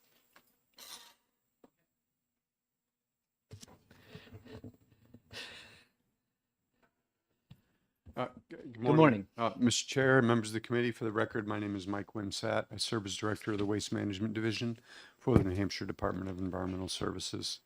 In answer to your question, Mr. Chair, regarding how it would be enforced, as currently drafted, this bill does provide for one position, appropriates funds for a position at the department. I will tell you that if, as Representative Ebel has testified and suggested, that the reporting or notification requirements were removed, we believe that actually that position would be in a better position to do compliance monitoring and enforcement. I think the fact that, as we've learned, relatively recently about the more broader group of states that have already got laws on the books to implement targeted bans, I think that that job gets easier because the more states that have done this, the more likely it is that the manufacturers will find a way to manufacture products that are subject to the ban that don't have PFAS. But we believe that, consistent with the way we've looked at other bans, a position that's in the law right now, or that's appropriated in this bill, would be in a position to do compliance monitoring of specific products and take action when compliance problems are identified. So, humor me. That means just compliance person is going to go around and grab something off the shelf and test it, or go see whether it's on the list through the clearinghouse. It's possible that is a way to do it. I mean, in our toxics and packaging work, we have actually gone, and when we've become aware that there's a particular product that may be suspect, we've actually purchased one and taken a sample and done a few small enforcement actions with regard to that, and it's been effective. But also because other states are involved, and because we would likely, to the extent that there were services or information being provided by a clearinghouse such as IC2, we would likely be coordinating and communicating with our colleagues in the other states, and then that, of course, just makes everybody's costs and burden much lighter. Well, I guess, yeah, I'm interested in how do you do a cease and desist. I mean, that's not normally a task you guys do too often. So except in-state stuff. Yeah, as the bill is crafted, it does give us enforcement authority, and we do have in our laws the ability to enforce through administrative orders and civil and criminal sanctions, depending on. So how do you stop? I mean, do you have John Hunt's rule of licensure that, I mean, a business is making a product, we don't license them, right? You don't license anybody. So how are you going to cease and desist? How are you going to shut them down? In the case of toxics and packaging, we have reached out through the Attorney General's office to that manufacturer or to that seller, and then basically said, you need to fix this, and if they don't fix So it, the they're subject to a AG, so penalty. this would be a responsibility of the Attorney General's office to then enforce the order. In the final analysis, it could be that way. It's possible if the legislature saw fit to give administrative fining authority to the department, it's something the department could do without the assistance of the AG. But Yeah, but you can't really fine if you don't have them licensed, right? Who do you fine when you? no, we have administrative fine. Not that I'm testifying saying that's how it should go, but if it were to go Well, I that just way. wanted to help me out Sure. understanding that. We do have administrative fine authority for a number of our regulatory programs, and there are many. For example, in our hazardous waste program, we don't license hazardous waste generators. There are hundreds of manufacturers that generate hazardous waste. We don't issue licenses to them or permits necessarily, but they are all subject to specific requirements that are in our rules. And when those rules are violated, we have a long history of issuing administrative penalties, administrative fines to those with And respect if they to those. don't pay the fine, Then the AG's office would have the authority to enforce civilly. okay, so that statute, do we use that for the Mercury statute? How do you enforce that? How did you enforce the Mercury thing? To be honest, I don't know if we ever needed to take an enforcement action through the Mercury program. And that's not me saying it didn't happen. I honestly don't know whether we did, but I'm not aware of any. Okay, because so we're going to create a position that's going to cost us $130,000 forever and ever. Well, nothing's forever, but Well, unless we but- sunset it or repeal it. right. Well, so yeah, if a position is created that was targeted at doing that, then that's what we would do. Obviously, if we get to a point years out where the bans are fully implemented, it might well be that a part-time position or maybe no position at all would Did be we create a dedicated to it. position for Mercury? We may have at the time. I wasn't I wasn't involved in the program at that Right. time, but I But there can is no tell you position now, there you're is no specific position Now to designated enforce to the mercury mercury section. at this Okay. present, because it's a light load, because it's been in place and it's been effective. Okay. So what we're hearing is we need to maybe look at that definition of PFAS, take out the methylene carbon atom, and I'm suggesting that we add in an exemption list to say these things it does not include. That way it gives those people warm fuzzies so they don't use that excuse to why we should be opposed to the bill if we specifically wrote in them to who they would be out. And I know you don't agree with me, but that's just how this committee sees a lot of bills like this, and it's always the exemption list. When the exemption list gets longer than the actual statute, then we know we've got a problem with the bill itself. But I'm assuming that there aren't too many entities that want to make sure they're exempt from this. So there's the medical group, and then there's the pesticide manufacturers. So for the exclusion language, that would be in the exclusion section of the bill. I have language to exclude the FDA approved items Right. and FIFRA, which So where's is the for exclusion list? pesticide- Where's that in here? Well, it's not Roman numeral 5. Yeah, actually, I wrote H under 5. But it probably is a whole new, it really should have been 6. It's the section that says if there's something subject to regulation by the federal government, then it's exempt. Ooh, okay.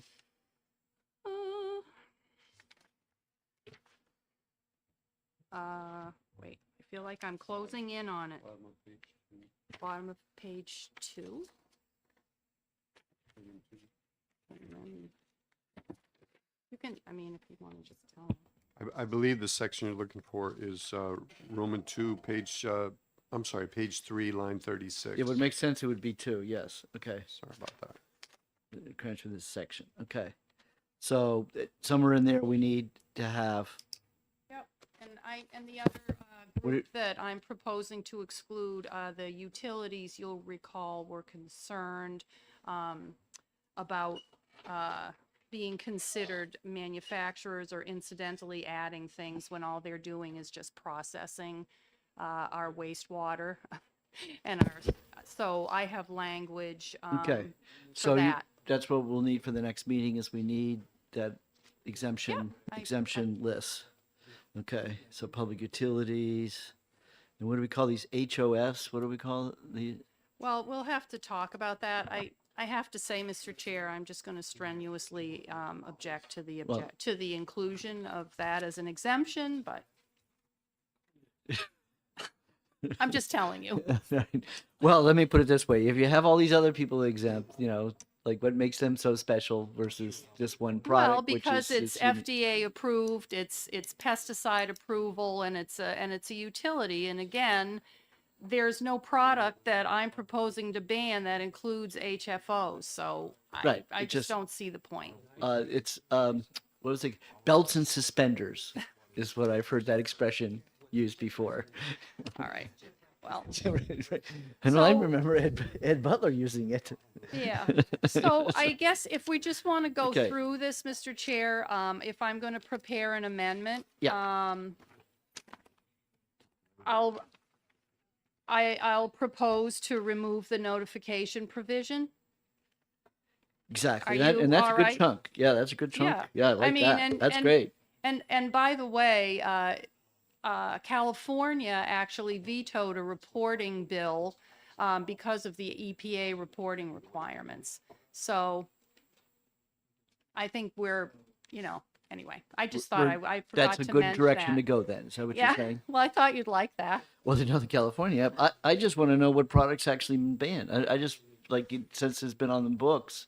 I guess California had just been on the books, right? It just Well, got. yeah, but you can So I want to see- know what came out of it. I want to know something that Yeah, actually well, I got think fixed. REI Yeah, and but a this lot of doesn't tell me those. what actually got fixed. Okay, so California passed it. Well, it depends on when the effective date is. I can. Food packaging. That's the one I care about the most. Well, and you can see the most folks that's what they banned. Okay. I'm Right. going to get rid of the Exactly. labeling requirement. Yes. Do you absolutely. have any stomach for moving up the ban date to 2027? I'm not asking the agency this question. If that was their recommendation, then that's the one I want to stick with. All right. Well, they didn't, these were sort of my dates. But, No, I thought that was Yeah. a very reasonable compromise offer. Okay. Gives- So you gives, like, gives the legislature plenty of time to decide. so you like 2028. 2028 is All right. wonderful. Okay. Okay. You only wish I would. I'm removing dental floss. Okay. Yes, got rid of that. And then, I would like, I mean, how about those fluorinated treated I'd like containers? to get rid of fluorinated treated Yes, containers me and too. add in the textile articles because the waste people, I mean, I've given you a lot of materials. One of those charts say one of the biggest What's the difference loads- between textiles and fabrics? Well, I would go back to the definitions that were used, but it's a broad category that includes all kinds of things, but apparel is excluded. So probably mats. I don't know, Mr. Chair. I got to look at that, but I swear to you, I will figure it out by the time I have the amendment for you. Okay. And yeah, I mean, I think that's basically it. And you know, I would just say that I know there's concern about employees, but you know, this is really an incredibly important issue that we're facing in the state. We need to turn off the tap, and you can't make it happen if you don't have a person to work on it. I mean, honestly, I think what happened in Maine, one of the reasons they got in trouble is that they only you know, they went as big as they could go and they financed 2 employees and it's just overwhelmed them. Okay. Humor me and just put a sunset for 5 years. Say that again? Sunset, 5 years. In other words, if the bill's effective 2028, let's have that position sunset after a certain point, 5 years. And at that point, then there can be the discussion whether that there's a necessary need to keep it going forward. Are you saying the DES position, the person? Oh, Yeah. Isn't I mean, that you have the statute still on the books. I'm not changing that. But given the fact that we don't actually have an employee for Mercury, Well, I mean, there's another way to approach it, I suppose, and just say that have the department come back and report on the necessity of the employee before we sunset it. I mean, it's also a discussion that we can have at the finance level as far as money is concerned. just asking to put the sunset in for 5 years so that I can say to finance that I'm comfortable with spending $500,000 in the next 5 years, the 5 years beginning 2028 on this to enforce, to make sure this is enforced. And after that point, they can. So there's an employee and there's another appropriation. Yeah. Yeah. So you're talking about the employee. yeah. The 250 is a one-shot deal just to get things up and running. That was I'm looking down at the methodology. Yeah. And that I assume, because I've had bills before where it creates positions, and I just don't want to be accused of creating a position that'll last forever and ever. Right. I wouldn't want you accused of that, Mr. Chair. Okay, so I'll initiate the process with OLS, and I'll be sure that you see what I've got. But could you just tell me how you'd like me exactly to proceed from here, date-wise and all that? We'll be doing this again next Wednesday. Okay, so you would plan on execing it in a week? I believe this is an early bill, so we Right. have to exec it the Before following week. Yeah. So again, that's why we're getting the groundwork set today. Okay. Now, Winsett, are you all set with this? Is this work for you before I take? Yeah. So as you recall, the department did not take a position on this bill. We did express some concerns in the first hearing. This is obviously a lot of changes and proposals have been talked about today that will presumably go into a proposed amendment. And so I'll be coordinating with our leadership to figure out where we're going to be on it. But I think I would observe that this addresses a lot of the concerns that we had about implementation of this. Okay, so it's going in the right direction, but you haven't got their blessing. But as far as you know, we've we've turned over enough rocks. I think that's a fair statement. Yes. Yeah, I just have a question for you, Mr. Wimsack. Budget time, when it comes to budget time, will you be including this position in your budget? Yes, if this bill were to pass, then presumably it would be signed into law in the summer, and that's when we would start working on our next biennial budget. So we would certainly, armed with that knowledge, we would work that into our budget proposal. Thank you. Okay, yes. I just want to make sure we're aligned in this, and as long as the director is sitting here, if I'm preparing this with OLS, when would be the effective date that you'd like to see for the hiring of the employee, so that I don't put a sunset Yeah, I was just date thinking that in too. here that is wobber-jawed, so to speak. So if I understand your question, the bill as it's currently crafted establishes a position in the department, and it appropriates the salary and benefits and other costs associated with that for the biennium ending 2025, which is our current biennium. So ideally, we would want to see, I mean, in order to get a good running start and get all the necessary infrastructure in place to administer this, it would be helpful if this position were effective. I mean, realistically, in terms of, if it were created and it were effective, say, January 1 of 25, that would, if it were signed in the summer of 24, then that would give us time to get all the personnel work done through the Department of Personnel, get the position posted, and then hired in time for a start date in January. So you think that's a good date? Well, the way I read it, yeah, I mean, That's what I saw, the 2025, yeah. right, yeah, I think that's fine. About that is if we put a 5-year sunset on it, that's only 2 years after the ban takes place, right? Or am I wrong? With respect, to be clear, as I understood what the chair said, the 5 years would run starting after the date of the ban, which would put us out to 2013, which I think Right. is ample Right. time I to thought sort that was this very out. generous of me. It is. You're very magnanimous today.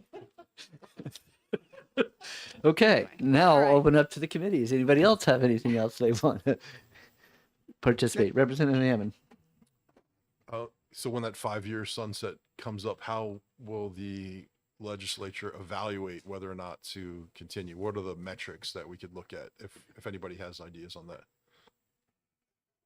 Go ahead, if you want to. I would presume that the agency would report on the success evaluate the success of the program and also the workload associated with the continued administration of the ban, and then make a recommendation to the, I mean, I'll be honest, I'm not entirely sure how that would happen in mechanically, but from our perspective, we would evaluate, what personnel and labor load the implementation and administration of the ban was imposing on us, and determine whether, we might come back and say, it's working great. A lot of states are on it. There isn't a heavy load. We could do this with a part-time position, or we could, incorporate it into an existing position, or, we'd report. I was on- kind of hoping it'll be like Mercury, where we don't need any position. Sure, and we would hope for the same thing, sure. I had a thought, if you folks would like something in the bill that asks the agency to come back and report in 5 years on the program, I actually kind of like that idea. I don't want to burden you guys anymore. The idea of the but- sunset is to force that conversation to occur. Yeah, but rather than put any sort of report language. Well, they would have to come in and say, And you talk. know. Well, so the other response I was thinking for Representative Ammon is that somebody then could propose a bill to extend the position, and then you could have the conversation as part of that Either way. bill. That's exactly why I suggested the sunset. You are king. Okay. Anyways. Okay, Anything Representative else? Ammon. Yeah, thank you for that. So when you said the word success, I guess I was just trying to foresee how do we measure success other than the workload for the department, just so I have in mind if we're talking about this in 5 years. what Sure. we're looking for. I think our measurement of success would be, we've got a person working on this and they're doing compliance monitoring and appropriate enforcement. Are they a great success would be they do this compliance monitoring and they really find that all the bans are being complied with and they need to do very little enforcement. Moderate success might be it's mostly complied with, but we have to do a couple of enforcement actions each year for a particular product and then report to the legislature on that, and also how much labor, how much time do we really need to log of a person's, time on an annual basis to appropriately do this compliance monitoring and enforcement. Okay. Mr. Chairman? Oh, yes, Reverend McInerney. Thank you. Just a real quick question. One of the things that you said is that to test a product, you had to buy the product and bring it back to a lab. Is there an instrument that you can scan a product and it will reflect whether it has PFAS or not? That's a great question. And I'm not sure about that for PFAS. The analysis and the technology associated with analyzing for PFAS is advancing every month because so many people are working on it and there's so much time and money being spent on PFAS. I will tell you that in our products, toxin packaging work, there is a handheld device called an X-ray, an XRF, an X-ray diffraction, I think it is, that it quickly and cheaply in real time measures metals concentrations. And we've used that to scan packaging in the past. If we find that we think that a particular package doesn't meet the requirements for a given toxic metal, we would then take purchase and sample it and send it to a lab, because in order to do an enforcement case, you've got to have reliable laboratory data. So there are examples of that, and whether that exists for PFAS right now, I doubt, but it's certainly possible in the future could exist.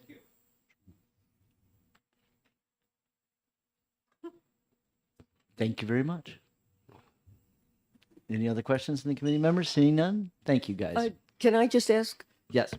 So within 1 week, next Wednesday, we're going to Correct. see another amendment, and Correct. that's when we get to vote on it again. Maybe we'll be ready. Maybe we won't, but we'll try to get, theoretically, we have all our, issues have been addressed. Just want to make sure. Thank you. And make sure that exemption list is nice and long, right? And if I may, my former chemistry professor would be ashamed of me. It's X-ray fluorescence. That's what XRF stands for. There we go. Well, I was just going to say, I'll work with the toxicologist to try to come up with a definition that works, even though I will hate it, regarding HFOs. Yes, I know you hated you. Have I said that? Yes, you made it very perfectly clear. All right, thank you. All right, moving right along. 1674, establishing the New Hampshire Legal Tender Act and establishing a state bullion depository.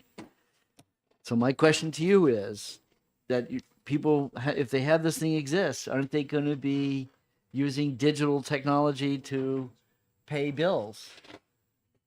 And isn't that exactly what you don't want up there in that government central banking digital currency?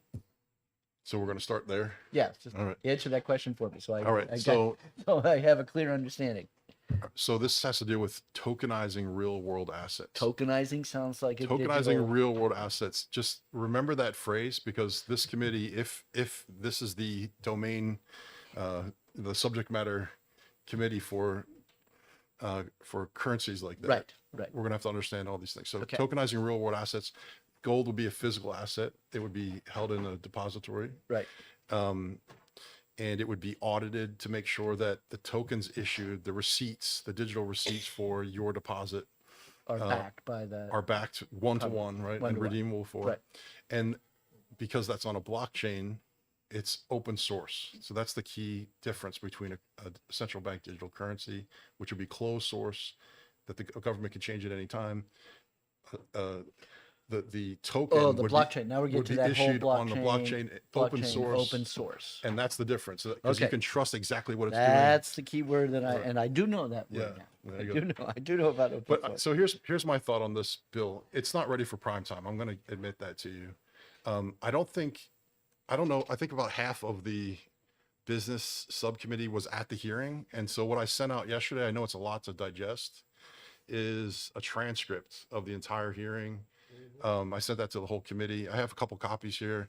We probably don't need to look at it this minute, but I used AI on the transcript and I said, list all the pros and cons and who said those pros and cons. So that's the first page. That's your executive summary of the transcript. It says who said it if you want to go find that person and read exactly what they said. So I really liked this when you sent this to me and I was reading it over. It was great. So maybe we can punt until next week and have a little more discussion about it and then save some you'll- time today. Then you'll be ready for interim study. Okay. Uh, Yes. I'm just fascinated, but Representative Amman, about the AI part. I know this is probably unrelated. How did you feed in the information and do it? How do you do that? You just Yeah, scanned so it all in? AI is very intuitive. It's not intimidating to try it. No, So- I've used AI. Yeah. So you can upload documents and then ask it questions. Okay, so you uploaded it. And you can give it instructions and you can say that's good, but improve this area, and Holy moly. it'll it's like an assistant that you can Right. have Especially you your- saw the one we had was when we said bill, it said invoice, then all our house bills were house invoices. Especially It's helpful all- when you yeah. get a- And what was the one for representative? What did it say? It changes representative to be what, consultant or something or? Yeah, it was like a bill was an invoice and it was just trying to avoid copyright law. That's Representative Spear. So I looked through this bill quite a bit, in quite a bit of detail. And having written. We're going to talk about this next week. I understand that, but Okay. in light of people talking about it, I would like them to understand some of the things that I found and to see where I'm coming from on this, because I have spent a lot of time on this. I've seen preliminaries of this bill over the summer, and I have spent months on it. My first problem is two problems. My first problem is that it reads like a statement of work to set up a business. If you know what a statement of work is, I can go into that, but it's to set up a business for which we have absolutely no legal definition, no legal boundaries, like we did with the Dow. We passed the Dow bill. It was very comprehensive. It was very good. It at least answered everything I cared about and things I never even thought of. This thing presents no legal boundaries. Problem with that is that's our job. That's what we're supposed to be doing. Right. We're setting up a business We would create and there is none in here. guardrails. Now, it does have some things about an open source blockchain, except that when you deal with stablecoin, so much of what happens with stablecoin doesn't happen on the blockchain. The purchase of the gold, the keeping of the books, the fees that are charged, that's not part of the chain. So Doesn't have yes, privacy, does it? I'm sorry? Doesn't have much privacy then. It has, tell everybody who- anybody how could much go money- down that Nobody will know how blockchain. much you have. The depository may know if you go to redeem it, but other than that, they won't know. So that part may be covered, but all the rest of it is not. In the bill, it says that this treasurer appoints a representative to go set all that up. That's supposed to be our job, not some representative who we have no control over and don't know what they've done. Okay. We have What was your other issue? the other issue. There is 2 paragraphs at the end of this thing. This is still part of the first issue. There's 2 paragraphs at the end of this thing that says the state of New Hampshire will block the federal government from investigating any illegal acts or any acts that are happening by owners of the wallets that are in this chain, which means we are going to act as a wall. Read the last 2 paragraphs. We are going to act as a wall between anybody wishing to do any kind of crazy thing that they do these days with this stuff. And it's about a $40 billion since 2022. Blockchains for, not blockchains, I'm sorry, stable coins have been used for $40 billion in illegal activities. So it's not something that maybe it happens once in a while. And these things include ransomware and all kinds. If you disagree, please tell me, because that's not what I'm reading there. Yeah, I mean, I think what you said could be one interpretation of what it says, but it's not explicitly exactly the way you put it. But that's the point. So let me just back up. I agree with you that this bill is not ready for prime time. So I guess we're discussing whether kill it 100% or interim study or turn it into a study commission. I think those would be the three. But there's one other possible aspect. options. We're setting this thing up as a business. Have we done one bit of analysis that says this state has any hope of recuperating the money So I to can get make into it a that business? Okay, now let's, or yeah, next let's, week. but So, those are the yeah. questions you're posing. Yeah, I got it.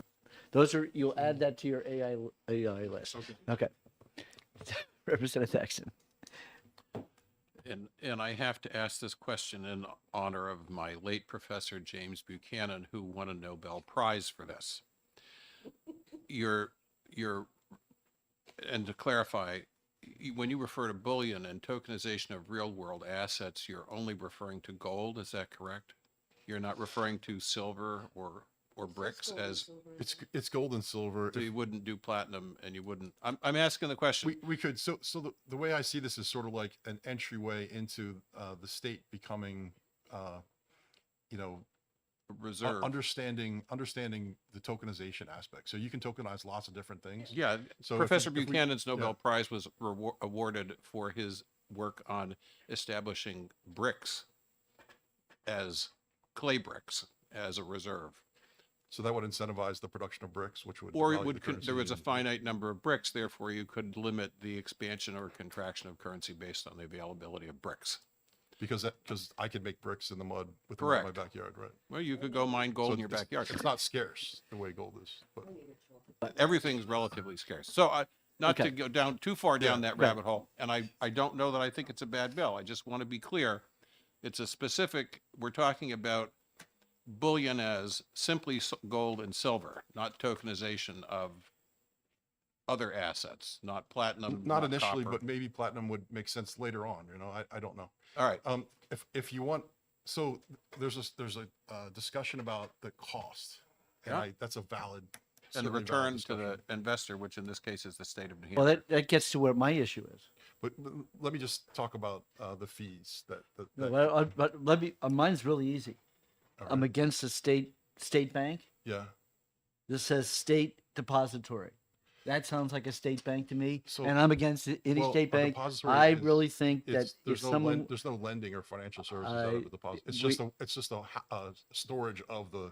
that's bullion what itself. my then my what do we bank, do with it? my bank got out of the depository business, Yeah. and now they're just into private wealth. Let me just talk. So I a little bit think about this fees. should best be done by a private enterprise. All right, so That's my, we can talk about that next week. I have an amendment that does need some work, but what it would do is create like a licensing scheme for the state. if somebody wants to go and So do this as a maybe private that's the way to go. business, I would be more, I would, I'd be more attracted to that concept than having the state involved. If I could, if we're going to talk about it, so in the digital asset space, there's the idea of a sovereign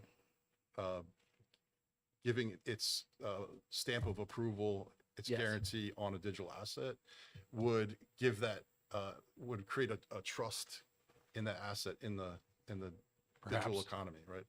Most likely. Yeah. But that's- if you that's the wanted to goal. look at, so tokenized gold is about, there's about $10 million of tokenized gold. It's not very big. Mm. Transferred every 24 hours.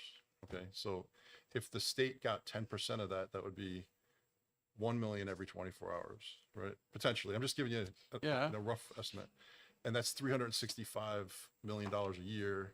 If the token extracted a 1% fee from each of those transactions, that's about 3.6. And how many people do you million need dollars. on that chain to achieve that? How many investors do you need in this thing? Have you done that analysis? Has anyone done that analysis? I'm just saying, like, potentially, if those tokens were traded, it could be a source of revenue for the Mm. state. How do you start it up is a big question. I don't have the answers for that. So But that's the thing. Without doing that yeah, analysis. Don't pass this. bill. I'm Every not- time I'm we not see the advocate for it. state bank, they always say this will be a good economic thing for the state to get But you involved. can see those metrics now, like So, in the open. should the state be in the cannabis business?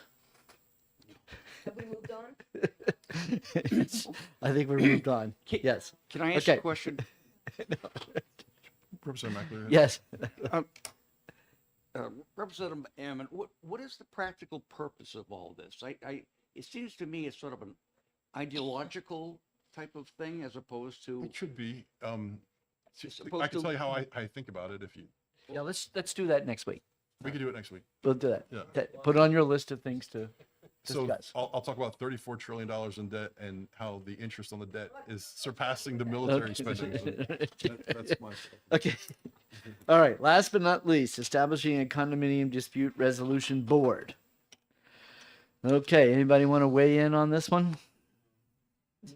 We're not taking testimony, but you can certainly sit there if anybody has a question. Yeah. What? Right. So you have an amendment for this bill? You have an amendment for this bill?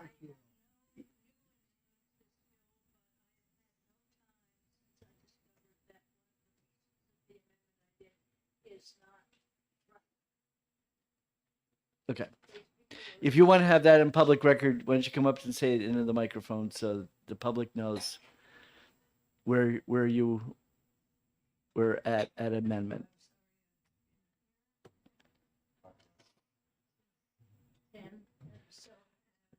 Yeah, but you've been in the legislature long enough to know that something's at the end of the list that starts at 10 that you would not.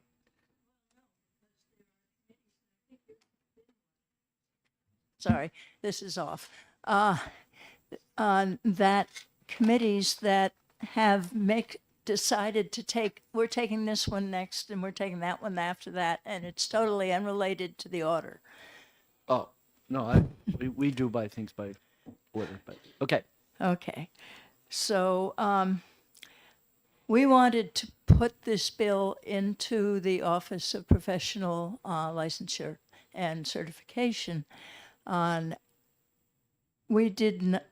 in particular did not realize that that was no longer an option in this state because they totally revised the Office of Professional Licensure and Certification last year.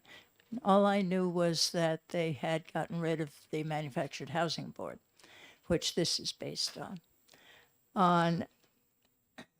That was Friday that I had a nice long conversation with the people behind you who've also been here the whole time to discuss whether the Office of Professional Licensure could take it or not.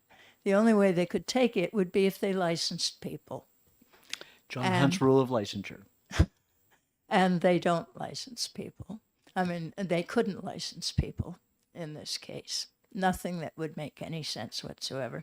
It also would cost a lot more than it would cost if it was done in the model of the old Manufactured Housing Board, which was quite successful until it worked itself out of a job, which I would hope this one would do, but it does take about 20 years probably. And all we need is a administrative assistant, but we need place for them to sit. The deputy commissioner of DAS is talking to the commissioner today about where that could possibly be. I tried first to go to the governor's office, and before the primary, nobody was in the governor's office. They were just telling you to leave messages. And I don't know if today's any better. And I left a message also for Ben Frost of New Hampshire Housing, but I don't think they're allowed to attach anything. What? Ben? I think he retired. Ben Frost retired? He did. When did Ben retire? He was there last week. Yeah. No, Well, maybe there's, not. there's another person that took his place, so maybe he's still. He working got kicked there. upstairs. Ah, He kicked upstairs again. Okay. Anyway, So therefore, you're saying at this point, this bill, you're begging us to interim study the bill. no, I'm because- not. I'm No. begging you to give me a week to try and find a home. Okay. Sure. All right. Fine. We'll give you a And week. to go back to the Department of I'm Justice. ready for lunch. You got a and week. Talk it out. Okay. Thanks. Okay. Anybody else have any questions for the representative? Seeing none, we are adjourned till well, yeah, 1:30, sure. Okay.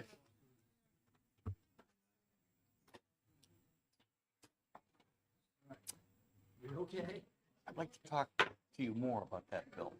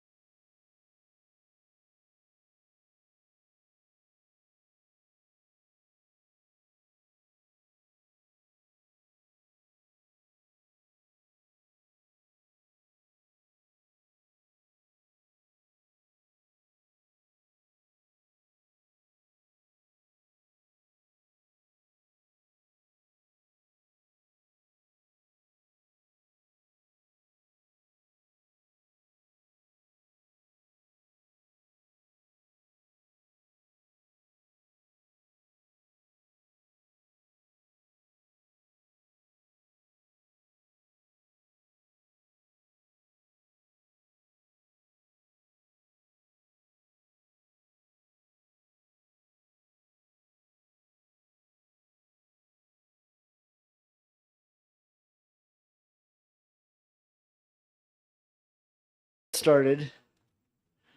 So, all right, Petusek, Hunt, Burrows, Sullivan, Julio, Vincent. Okay. Post, yeah, she's just delayed. Okay. So 1198.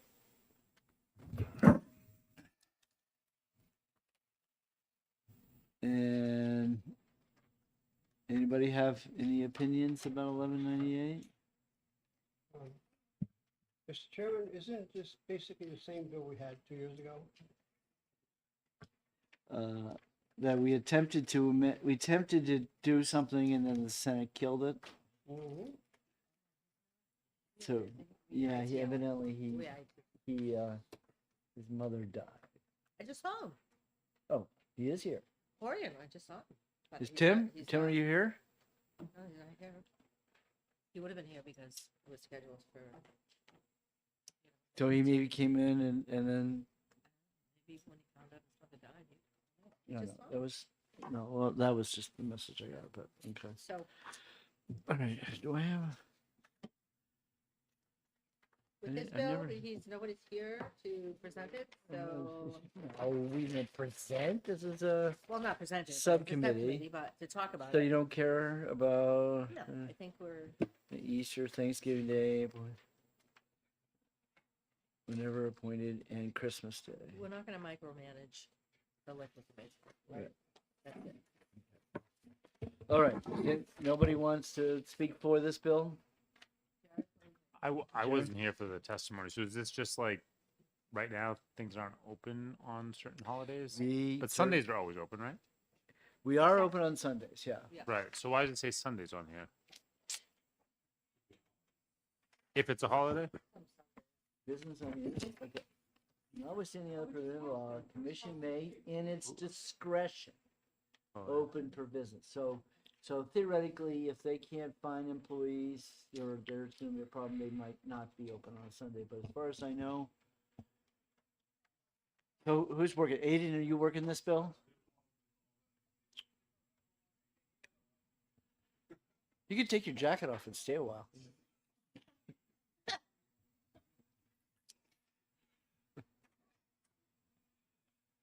What? You don't have a sports coat? Oh, never mind. No. Of course he does.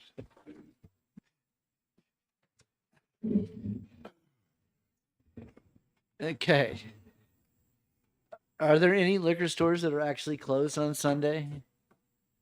Not that I'm aware of, Mr. Chairman. Aiden Moore, legal coordinator for the Liquor Commission.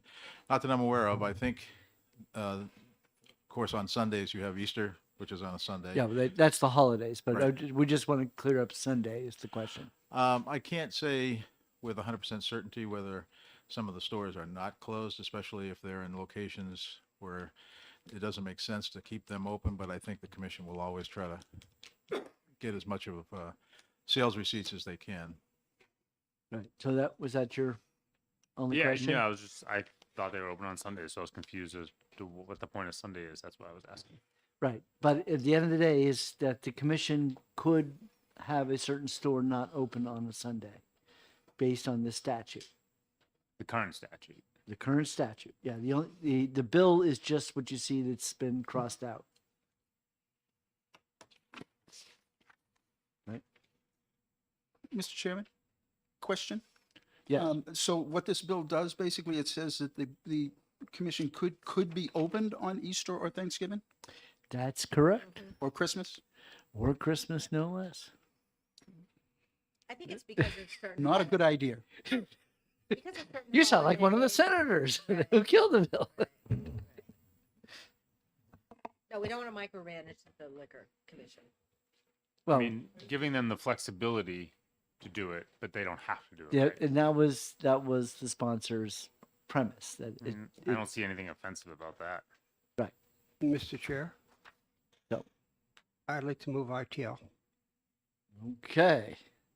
Representative Petusek moves in expedient to legislate. Do I have a second? I'll second it for discussion purposes. Any discussion on the motion of inexpedient to legislate?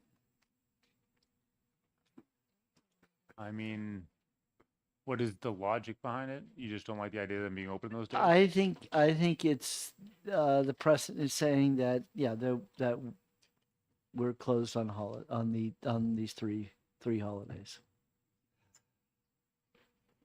I mean, I say I kind of like what Jane just said. Just let them do it if it makes sense, and if it doesn't, then don't do it. They won't do it. That's my logic. That's my Right. thinking. Right. You're an enabler. Yes, I enable all sorts of bad things. You're Maybe I You're a won't be liquor reelected because enabler. I'm You so are bad. a liquor enabler. Okay. Representative Gibbs.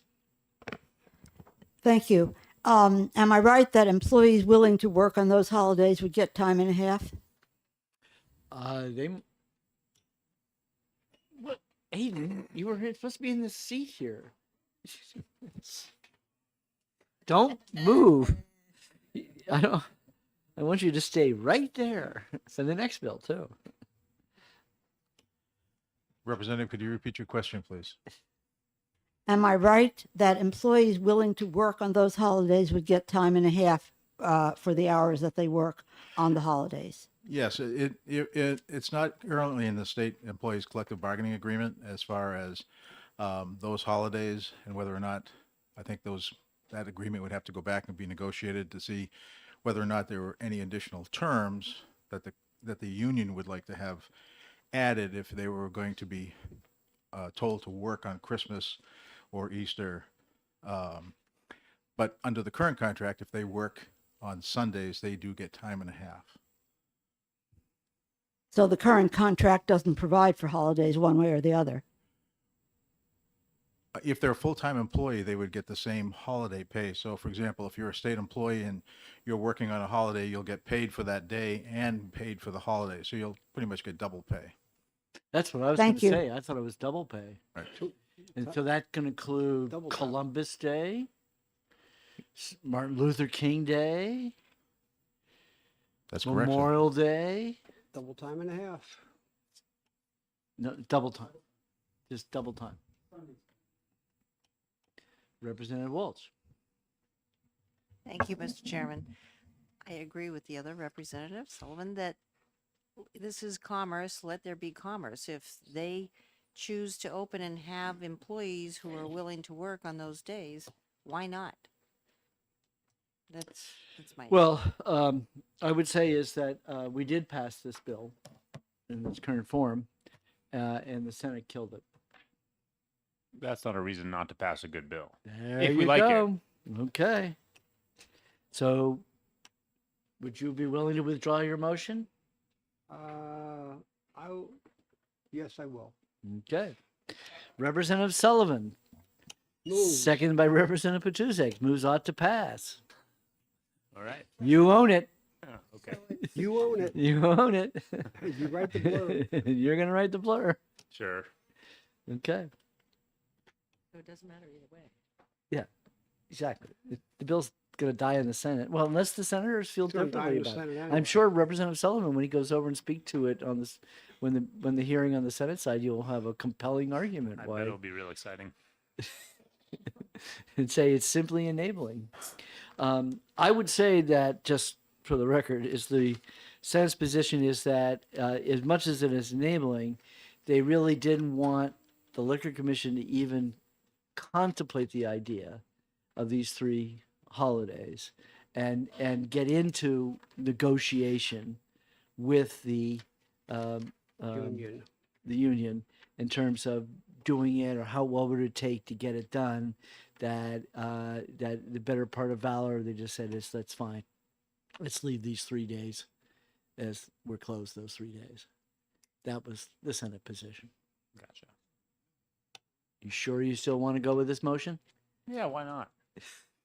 It's not a huge deal one way or the other, but it just seems like let the liquor store, the liquor commission be a business and run the And business. you as they certainly see like fit. to empower them to, Well, yeah.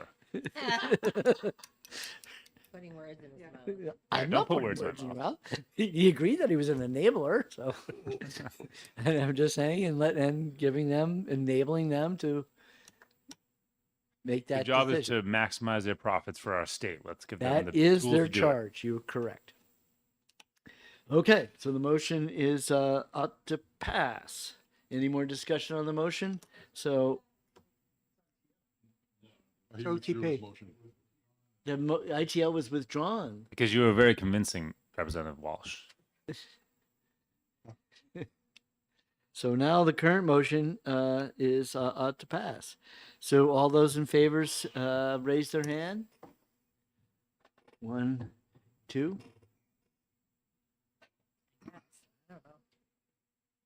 3. Either way. Right, either way, it's dead. Okay, 3. Okay, all those opposed? 1, 2. I'm not on the committee. I need someone to replace. I need some replacements here. So I need a replacement for Post and I need a replacement for Vincent. You can, Otherwise, no, actually they pair each other out. So then, and Walsh is here. So which way are you voting, Representative Walsh? Ought to pass. Okay, so that's 3 for ought to pass, and no, excuse me, 4 ought to pass because you voted for it, right? Because you have 1, 2, 3. Oh, wait a minute. Oh no, Burrows. I Is that have the way we're supposed to vote? Burrows. You're on this committee. yep, You're on this committee. Doesn't matter. yes, you are. So which way you want to vote? OTP. Okay, ought to pass. Passes 4-2. 4-2. 4-2. All right. Yeah, because we're missing Post and Vincent. Yeah. They're paired. Okay. No TP. Pairing, you're pairing. 1621. I've always did pairing in the old days before they had this replacement thing. Pairing always seemed to work well. It works thi- well for the Senate. But Senate used this to is do- not a political bill. It's not this is a bipartisan bill. It's a bipartisan, it's a nonpartisan bill. It's a nonpartisan bill. So people could vote any direction on it, so. You could go any way you want. That's right. So you should I have would all the say positions filled. generally all our liquor bills are that way. No, well, pairing is terms of the subcommittee representation. Okay. 1621, requiring the Liquor Commission to distribute certain information in liquor stores. Don't go far. All right, so you have an amendment?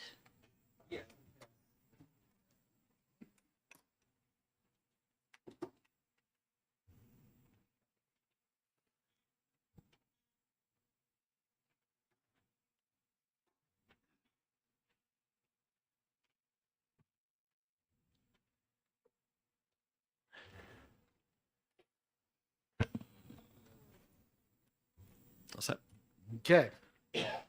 So anyway, thank you, Mr. Chairman, members of the committee, for allowing me to speak to this bill. It gives me an opportunity to fill in the gaps that were left when I missed the original hearing on this bill. So I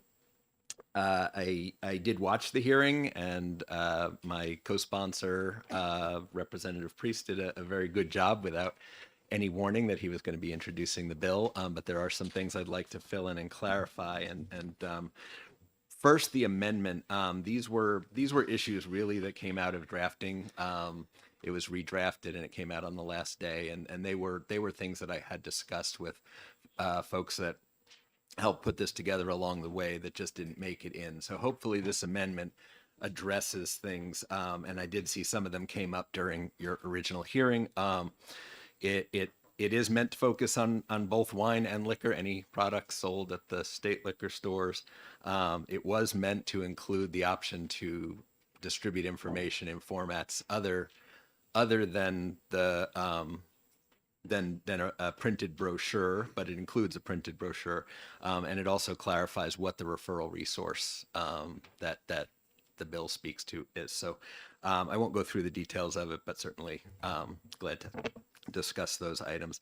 I'm just going to quickly run through sort of a general presentation of the bill. I know there were some questions about need and the costs associated with drinking. So I'll just pull out a couple of statistics. There's one that's about 10 years old. It comes from what's called the CDC Prevention Status Report, specific to New Hampshire. It estimated the cost of excessive drinking in the state to be $852 million per year. And it went on to say that it estimates 341 deaths and nearly 9,000 years of potential life lost due to excessive drinking. That comes from an alcohol-related disease impact database that they maintain. I think you have a piece of testimony from New Futures that also cites that if you factor in lost productivity, the costs associated with excessive drinking exceed $1 billion a year in our state. And again, that was 2013. That was before the pandemic. By all estimates, alcohol use has risen pretty much everywhere since the pandemic. And SAMHSA, Substance Abuse and Mental Health Services Administration, federal, estimates that 1 in 10, roughly 1 in 10 people, as many as 1 in 10 people, have alcohol use disorder. It's also true that the top 10% of drinkers, or it's been cited that the top 10% of drinkers consume 60% of the alcohol sold.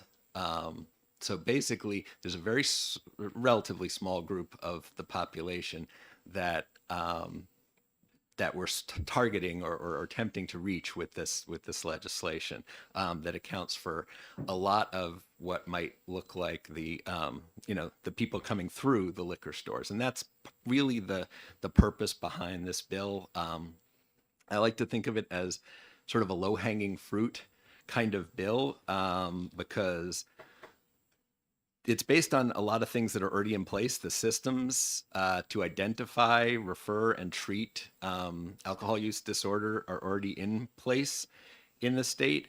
And because the state runs the liquor stores, there's already routine contact with those most in need, depending on how often they come in, possibly multiple times per week of the precise people that this would address. And the systems that are the referral base, and I cite in here the 988 system in particular, are already the focus of sort of broad-based marketing efforts to make people aware of them. So this would be an opportunity to put that information directly in people's hands. I also sort of look at the Liquor Commission's duties. It was just mentioned in the last bill. The duty of the Liquor Commission shall be to optimize profitability of the commission, and I think this is in keeping with that.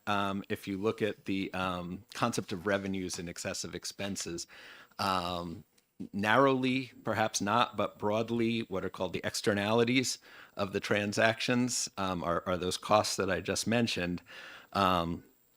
And they shouldn't be treated as zero in that equation, in my mind, of profitability. It really gets at the state's overall revenue stream. And so if alcohol is profitable in one sector but causing a lot of external costs in another sector, that's, I think, worth mentioning. And the costs of alcohol use disorder have been stated mostly borne by local municipalities. So all those costs sort of circle back around. I wanted to mention sort of the approach that this takes briefly. It is focused just on the state liquor stores, not the licensed vendors, for several reasons. It's a single system, so everything can happen uniformly. It's not intrusive into private business operations, and it's a controlled environment where it's very clear sort of how transactions take place. I know there was also some concern in the original hearing about this being sort of an, for lack of a better term, nanny state sort of solution. It's actually, I want to point out, not about warning about the dangers of alcohol or any of the things that are sort of typically on warning labels and other type of thing. This is purely an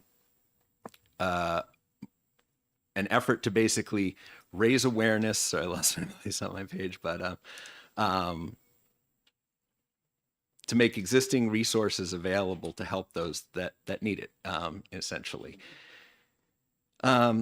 And then in terms of the mechanism for distribution, as I mentioned, it wasn't meant to be just a brochure. It could be a brochure, but there are other options, including the idea of printing on receipts, printing on packaging, bags, etc. And I think the poster's good, but the real value is in that point of sale distribution system, because those that have this issue of alcohol use disorder will sort of naturally receive this this information most frequently. And that sort of is the point of it. With any of these campaigns, it takes repetition and many touch points in order for that awareness to sort of reach the point of action. It also might be seen, if these receipts or other materials are going home with people, it could be seen by their family members. It could be an opportunity to start a discussion that they probably already know might need to happen. And yeah, there are, it does mean some of this might go to, commercial buyers or out-of-state buyers, but I think the impact of that would be relatively small and not wasted in that regard either. So just wrap up. I did talk to a number of groups within the state in putting this together. So this was developed in consultation with the Department of Health and Human Services. I did speak to Patrick Tufts at the Governor's Commission in developing it. I spoke with him this morning, and he said that it's okay to mention that he's in support of this. New Futures submitted testimony before, are in support of it. And again, I did speak with Aid Moore from the Liquor Commission initially in putting this together, but I won't speak for him.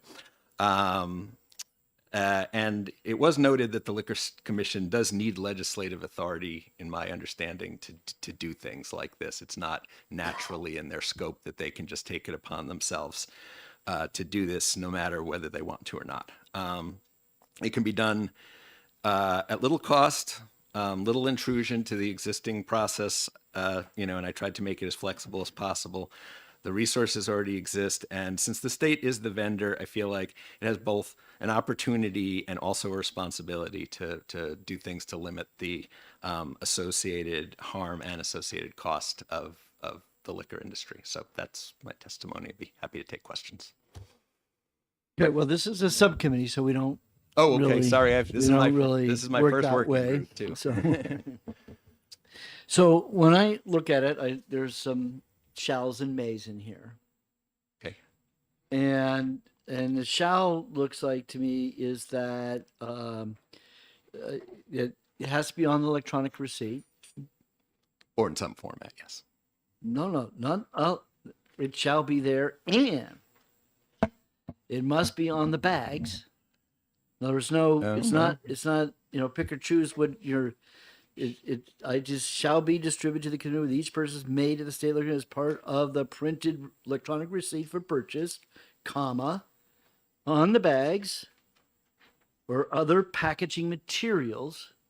So when maybe I buy too much, but when I walk out, I usually have a box, a case. So are they supposed to put that sticker on that case? Yeah, sorry, just to clarify, the way this was sent, and this also just got drafted, it did say and or between those clauses. That looks like that's not That's in in this or file. as a separate printed item. Yeah, so it should have said printed in electronic or printed or electronic receipt and or bags and other packaging and or separate. So you would be printed item. happy that if it just was on the receipt. Correct. Okay, that's something different here. Okay, and then and on that receipt, we're going to educate them about 988. So it's two things. First, ideally, would be some prompts to make people think about whether they themselves have alcohol use disorder. That's usually the first threshold to someone seeking treatment, is understanding or believing they have a problem. And that's actually some of the value of this being repetitive. They're standardized, simple sets of questions, or there's also materials, I think, perhaps even that DHHS already has that serve that function. And then secondly, if you think you have a problem, here's the number to call. Right, but this is all going to be on that printed receipt. Yeah, I've been to CVS. Yes, I know. I understand the problem with with it being on the receipt, and I agree. People, or shouldn't say agree, but I understand that people may not read their receipts. But I am thinking if someone, gets this repeatedly with each of their stops, if they have a problem with alcohol, these would accumulate, and hopefully at some point the information would sink in. Unfortunately, that is kind of how sort of, I guess, what's called social marketing often has to operate. Okay, and then the last thing is that they need to print posters, have posters in the stores. Yeah. How many posters? It looks like it only has to be one. It just says, as many as you'd like, but one for sure. One for sure. Okay. Questions from the committee? Representative Walsh. May I ask a couple questions? Absolutely. Mr. Chairman, thank you. Representative, do you know if this has been done in any other state? I don't know about other states that own their right, liquor liquor, stores. so I do not know of other states that own their liquor. I know that the idea of promoting identification of alcohol use disorder and referral to treatment is something that's being done in a lot of different ways, but I do not know if any other state is doing this or has the mechanism. Further question. So do you know, is there any data that has been collected by any of these groups, whether it's New Futures or anyone else, that can substantiate people that have said, oh, you know what, I saw this on my receipt, or I saw a poster, and so it changed my habits of buying alcohol? I mean, is there any kind of data that substantiates that? Because there is still a cost to this, to doing this. And it seems that the cost might be somewhat nebulous, because it doesn't seem like they're firm costs. And then if there's no advantage to doing this, then we're going to keep spending money year after year after year. I mean, I think I would like to see some type of measurement going on to see if some of these, whether they're automobile accidents or whatever, goes down because this was instituted. Otherwise, we're just spending this year after year after year, and it's like a feel-good thing, but is it actually doing anything for anyone? So You can ask a question. So let me Yes, answer you that can. question, then You I'll can. take You the other don't one.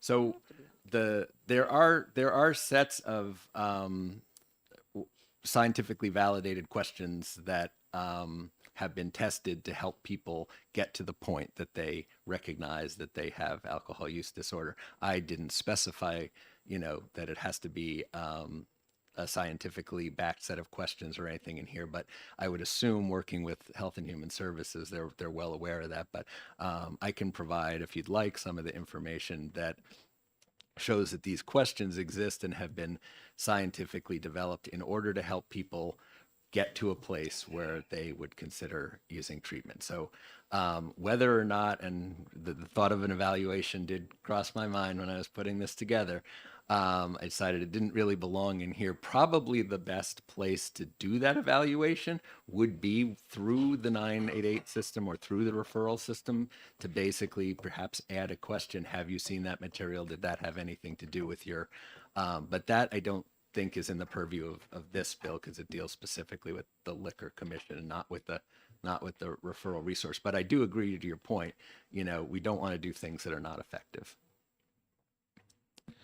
Okay, Representative McGee. Thank you, Mr. Chairman. Is it safe to say that it'll cost $1 per transaction if you averaged it out? Because some will call the 988 line and take it, use some services. Some will just throw the paper away. A lot of people in between. I mean, is it safe to say that you think it's about $1 each time? I'm Any not idea? in a position to answer that. I know if it's done through the receipts, the cost to the Liquor Commission hopefully would be fairly minimal. The cost of the entire transaction, if someone has a problem, goes through, because the 988 system already exists, it's not being set up. you know, I mean, the cost to actually get someone into treatment for alcohol is high, but it has, you know, those are also proven treatment modalities for alcohol. So, you know, this is a very small cost upfront to sort of hopefully make use of systems that have already been developed that have larger costs associated, but are basically goals of the state, in my understanding. So 10 or 12 million dollars in referrals and expenses and printing. I mean, as written, it's multiple things, but you'd be fine. I think you mentioned changing it to only printing alcohol is bad. I mean, sorry to oversimplify, but on the receipt, a small message on the receipt. Yeah, so the amendment basically says it's at the Liquor Commission's option how they distribute that information, either it doesn't say that, but printed or electronic receipt, or on packaging materials, or on a separate item. But yeah, I have no ability to comment. Right. on Well, the associated the question costs. would be is, would you be happy if all they did, other than the posters, if all they did is print it on the receipt? Yeah, that was specific conversation I had with the groups I mentioned. That would be in the developing- least that would- expensive, because to print out little cards, because like you say, the going on the packages and the bags, and that would open up a whole can of worms, you know, in terms of, you know, some people buy, especially at holiday, they have things come in a box. Is going to be on that box. So that would mean they would have a sticker on there, which of course they won't want to do that because that would kind of ruin the box for Christmas. But the more importantly is to have that piece of paper. If they can avoid having to worry about giving any piece of paper, that the computer would automatically generate this message, then you would be happy. Yeah, and I will reiterate what I said during the testimony, that the estimates of the direct cost to the state through all of the No, I'm not worried about that. 988 exists. You know, we Yeah, if, no, I if was anything saying- you can do to drive more people to 988, that would be a good thing. Right, and I was just weighing it against the sort of estimate of $832 million a year in other costs that are associated, which is in excess of, I think, the total liquor sales. If we just amount. cut this thing down So to a very tiny- simple thing, tiny printed cut. on the receipt. Yep. I would be then- very happy. We're and not doing that today. You're not worrying about all the other places. Okay. Now, Representative Walsh, you have a response to that. Somewhat. I just wanted to add that my quick lookup shows there are 7 states that own all the liquor stores. So it may behoove you to find out if any of the others do anything like this. So it's Alabama, Idaho, New Hampshire, North Carolina, Pennsylvania, Utah, and Virginia. Yeah, I did not do that inquiry as I part thought there of it. was more like 16 or 17 Well, there are others. states. Oh, There are sorry, other follow up. ones. Yeah. There are others more that states control distribution. Same thing. Yeah. Okay. Yeah, and I wasn't saying that I know that they don't. I'm just saying I didn't look that they did. Yeah. Representative Petusek.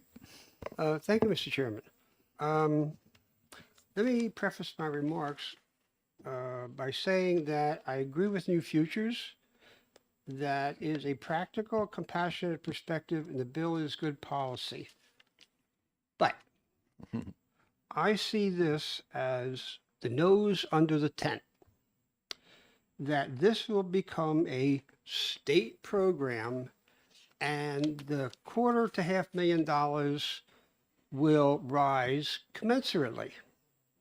I know New Futures has programs where they have these types of things, and I'm quite sure that the Liquor Commission would make room in the facilities for any entity that would want to agree with New Futures and put in anti-alcohol information. So, although I love it, I have to vote against it. Okay. Was it a question or just a? This is a subcommittee, so Okay, you're sorry, I'm learning. he's entitled to his opinion. It was not a question. I will He- say it's not about alcohol or discouraging alcohol use. It's really about treatment and referral. Okay. Representative Ammon and then Representative Billiam. I'm not on the subcommittee, but I did have a thought to throw out. We've seen bills in the past that want to ban the printing of receipts altogether unless you ask for it. So we'll just have to keep in mind if those bills come back that I think that would impact this idea. Okay, and it does specify it can be printed or electronic receipt. That's great, but we don't have that yet. Okay, Representative Billiam. I think if it's printed on the receipt, I think that's fair because I think they can add, probably, I'm not sure, but with very little money, they can add another line item or another, phrase or a couple words on the receipt. And the posters can be probably produced by New Futures. So that wouldn't, cost the Liquor Commission, any money. But if you have it on the receipts, you can't have the person running the cash register asking if you want the receipt or not. They should just give them the receipt anyway instead of asking, because the receipt is printed anyway. So put it in the bag, don't even ask. Do you want the receipt or not? Because every time I go, do you want the receipt? Or most of the time I just say, no, I don't need the receipt. So I think on the receipt, I think that might be doable. And maybe New Futures can, produce a poster in conjunction with the Liquor Commission to make that work. One per store. Would you believe? Yes. Okay. Representative Sullivan. Yeah, I'm just curious if it's where this these expenditures from the fiscal note come from, just because if it's going to be on a receipt, it's hard to imagine maybe a quarter of an inch more paper, half an inch more paper is going to add up to Right. I get it. $500,000. Do we know where that came from, or? Yes. Well, Aiden's here, and it's his fault. And, Aiden. and I believe he was looking at the brochures. He was looking at the original bill, the brochures and the handouts and all the printing of all the. Okay. So it's And just then a he lot was more looking at the amount of transactions and numerically came up with this outrageous number due to there are so many transactions at a liquor store, which we would be handing them that brochure, that Okay. piece of paper. That makes sense. So yeah, I think if we're talking about just the receipt thing, this isn't particularly concerning from a cost perspective, is my guess. Correct me if I'm wrong, or somebody has a different opinion. And I mean, do I think this is going to have a huge impact? My gut says no, but I can't imagine it's going to be a particularly like negative impact or a big cost. So I mean, I don't see a particularly offensive thing about this idea. Just sort of my take. Yes, Representative Brizelli. Just a comment. While I think this is well intentioned, there's alcohol, there's gambling, there's drug abuse. These are all very worthwhile areas where we want to get the message out. But I'm going to ask you, I'm going to charge you with thinking differently about how we communicate to probably the target audience that you're looking to make sure they understand this information is available. And a receipt is not going to do it. The Liquor Commission does a phenomenal job in marketing. Please ask them how they think they would be able to better communicate through public service announcements, social media, different methods of communication that would really get the message out, would probably be negligible in cost and might be more effective than a receipt that probably no one would look at. So I'm going to ask you to please work with the marketing department of the state liquor store that does a very good job in getting their message out, and Yeah. see Yeah. what other types of communication that would be zero cost and be more effective. Okay, yeah, just to circle back on that, the state already puts resources into promoting 988 through other mechanisms, and as I said, those are not targeted as this would be. Those are broad-based, and there are resources put behind that. I would love to work with them on this, but that's probably not going to be my role. My role is to sort of introduce the legislation. And I did sort of explicitly leave it in the hands of the Liquor Commission. It says working with the Department of Health and Human Services to figure out how best to communicate that. But I think the key was some way that each time someone comes in, because the people who come in the most are the people with the most need for this information, this would almost naturally target the population. Okay, I'm going to move this along a little bit because we've kind of narrowed it down. And as much as I think New Futures would love to distribute posters, but we're not. That's no, we don't want to go there. No, there already has posters there. Put it in my testimony. There are posters, flyers, free of charge to the commission or anyone else. And do they have them now? And they have them now. They have them now. Okay, so that is only as good as that anybody reads those posters. Having said that, I would say if we were to narrow this bill just simply on the receipts, because no human has to be worried about it, right? Aiden would. It would, excuse me. Let Aiden. Thank you very much for your speaking. Thank you for allowing me to speak. Yeah.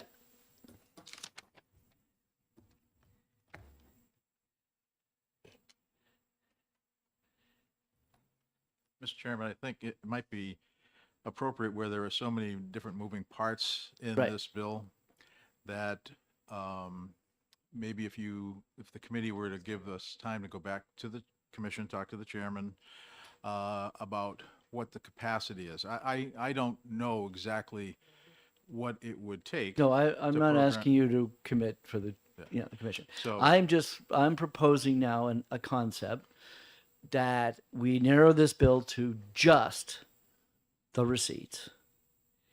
And just that we really want to do is educate people about 988. I am always amazed. I mean, we had a member of the committee, she didn't even know 988 existed. I think that if we narrowed it to just 988, I think this would be a perfect amendment to add to our marijuana bill, that cannabis bill, which also could have state stores, and we would want it to be printed on their receipts too.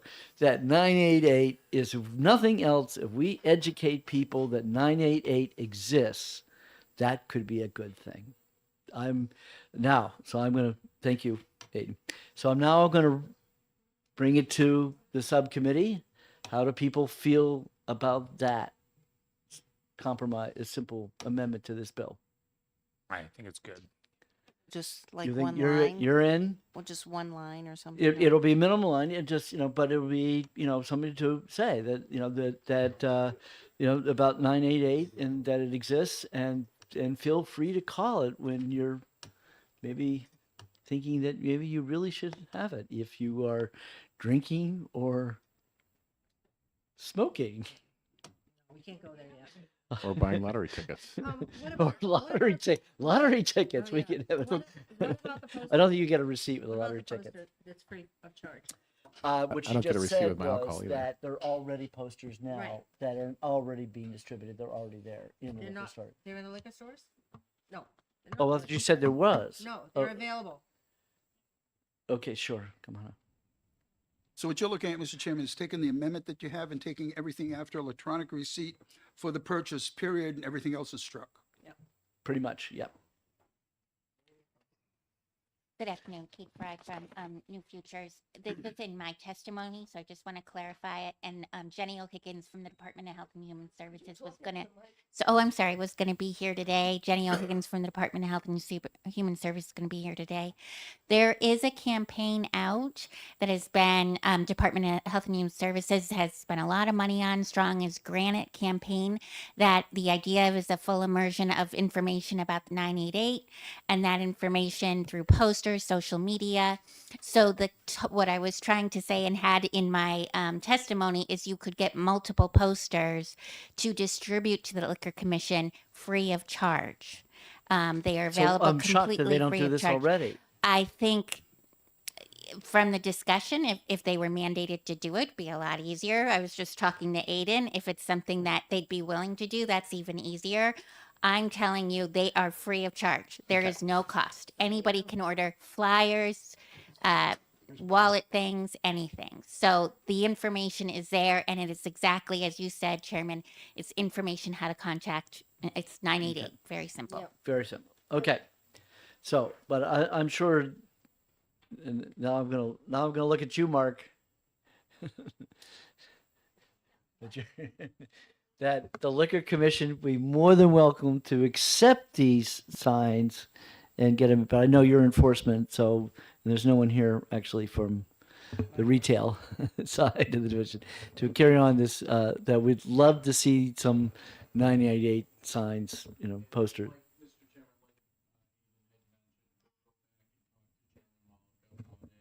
Yeah. Make that happen. Okay. I hate to clutter the statute with that, but anyway. Okay. Representative Petrucci. Thank you, Mr. Chair. I have a would you believe. Would you believe that print stock rolls can come pre-printed on the back in red with all these messages, and we don't have to print them on our terminals? Unfortunately, that is true. They could get those pre-printed rules, but yes. Thank you. I'm sure, but right now we're just trying to get the computer to operate on the front side and get that right. Okay. So that would be amendment, and we'll take up this bill, have this in a week. We'll have an amendment drawn up and. All right. All right. That's a good. Yep. Okay. All right. Last but not least, 1633. So theoretically in front of everyone. Okay. Oh, there is a fiscal note? I don't know How did this- it reflects the amendment, but I got it yesterday. 280. Yeah, it's a different. Yeah. It Okay. could be too old, Yeah, but yeah, okay. typically it's the latest one. So I don't Okay. know what you want me to do. Well, I won't worry about it. Okay. Okay. Thank you. You have copies for everybody? Okay. Go ahead and distribute. Because I hate to kill all those trees and not use it. Okay. All right. So what's happening right now is in front of everybody is an amendment that theoretically was drawn from the notes of the Cannabis Commission. All right. Now, I assume that very few of us in this room have actually read this cover to cover and absorbed all When of did it. it come out? 5 minutes ago? Exactly. All right, so I So don't think there- we should discuss it because we don't. Can I finish my sentence? Thank you. So what I would like to have a discussion on now is in terms of what we do for next week. Okay. And the question is the committee willing to look at an amendment that is theoretically what the Senate has verbally said to me that they are interested in passing? Or deep six it, don't care, pass the bill in its current form, and see what happens when it gets to the Senate. So that's what we're going to discuss right now. So, evidently, Representative Bulio, you have strong opinions about what you think we should Can do. we have the sponsor come up in the chair? And talk about, What we're talking about right now. well, this is really a subcommittee decision about whether we want, I mean, I think we all know what the sponsor wants. She wants her bill, Okay, right? but everybody else. Oh, got up. you might want to speak towards this You're amendment? hijacking her bill, so she needs to speak on the bill. It's a way to look at it. Hijacking. Okay. She asked me to do a non-germane amendment hearing, which I'm agreeing to do. So I guess, what would you rather us do? Would you rather us not have that non-germane hearing and just go ahead and discuss your bill? Or are you interested in passing, or just in really passing? Ultimately, we don't want to waste our time passing this amendment, which is based upon the commission's report. Or actually, not a report because they didn't put, I guess they did a report, but what the commission's work was. So the reason why we put this bill together in the first place is because we weren't sure what was going to happen in the commission. We knew that legalization is a topic that's very important to the people of New Hampshire. So we wanted to make sure that we had a path forward that had already reached some agreement where we could look and see what the possibilities would be. Listening to the commission and everything that happened, I know there's a lot of interest in having a state-run model.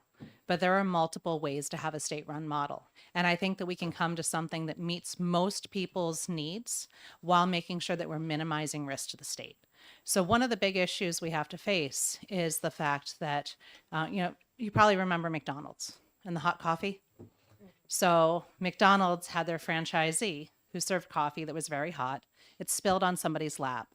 It burned them. And they sued not just that franchisee, but the franchisor, McDonald's corporate.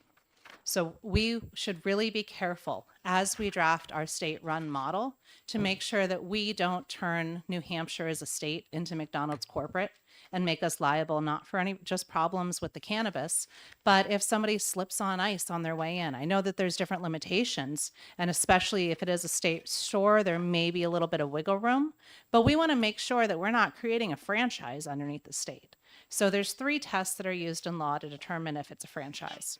The first is using a trademark. I think just about every process that we've had has some state recognizable symbol for cannabis. The fact that this is not federally allowed and that each state has their own market, and it makes sense that each state sort of has some marking to that it's New Hampshire cannabis or California cannabis or Massachusetts cannabis, makes sense, and most states follow that. So anything that would be sold in the state of New Hampshire would essentially be under New Hampshire trademark. So we're already meeting step number 1. Step number 3 is that the franchisee pays the franchisor a certain amount of money to do that. That can either be in a fixed amount that they're paying to the state or a certain amount on sales. So the fact that if we're going to look at either Rooms Meals Cannabis, going to look at an excise, going to just look at licensing fees based on the volume that come through the door. Anything we do that makes it so the state of New Hampshire can benefit from the money that's already being spent out of state on this product is going to meet section number 3. So we're already going to meet 1 and 3. We need to look at section 2. Section 2 talks about how much operational control the franchisor has over the franchisee. So if you're going to have something where everybody's driving up to a McDonald's or a Chick-fil-A or whatever the standard look is, that's giving a lot of operational control to the state. Even if you talk about the way that they do marketing and have the marketing done by the state, that is a franchisor relationship. But if it's only limited to the health and safety, then that doesn't create that substantial control. That's clearly the role of the state, and that would not make us a franchisor. My big goal here is to make sure that we meet the people's needs, which is to legalize cannabis, but also make sure that we aren't potentially putting, state records, state funds, state assets at risk because we inadvertently set up a system where the state's going to be on the hook. So I would like to work with you to find a way to sort of weave that path, square that circle, and find a way where we can have a state-run model that meets all of our needs while de-risking this by taking away this risk that the state is going to be sued.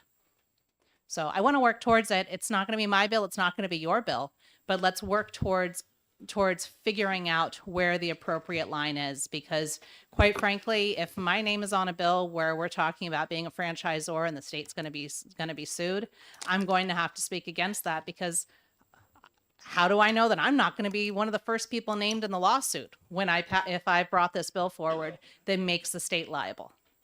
And I see that you're looking that I might be searching for problems. So my job on Wall Street was to look at risks for companies, for industries, for devices and surgeries, and see how companies could mitigate those risks to be a good investment.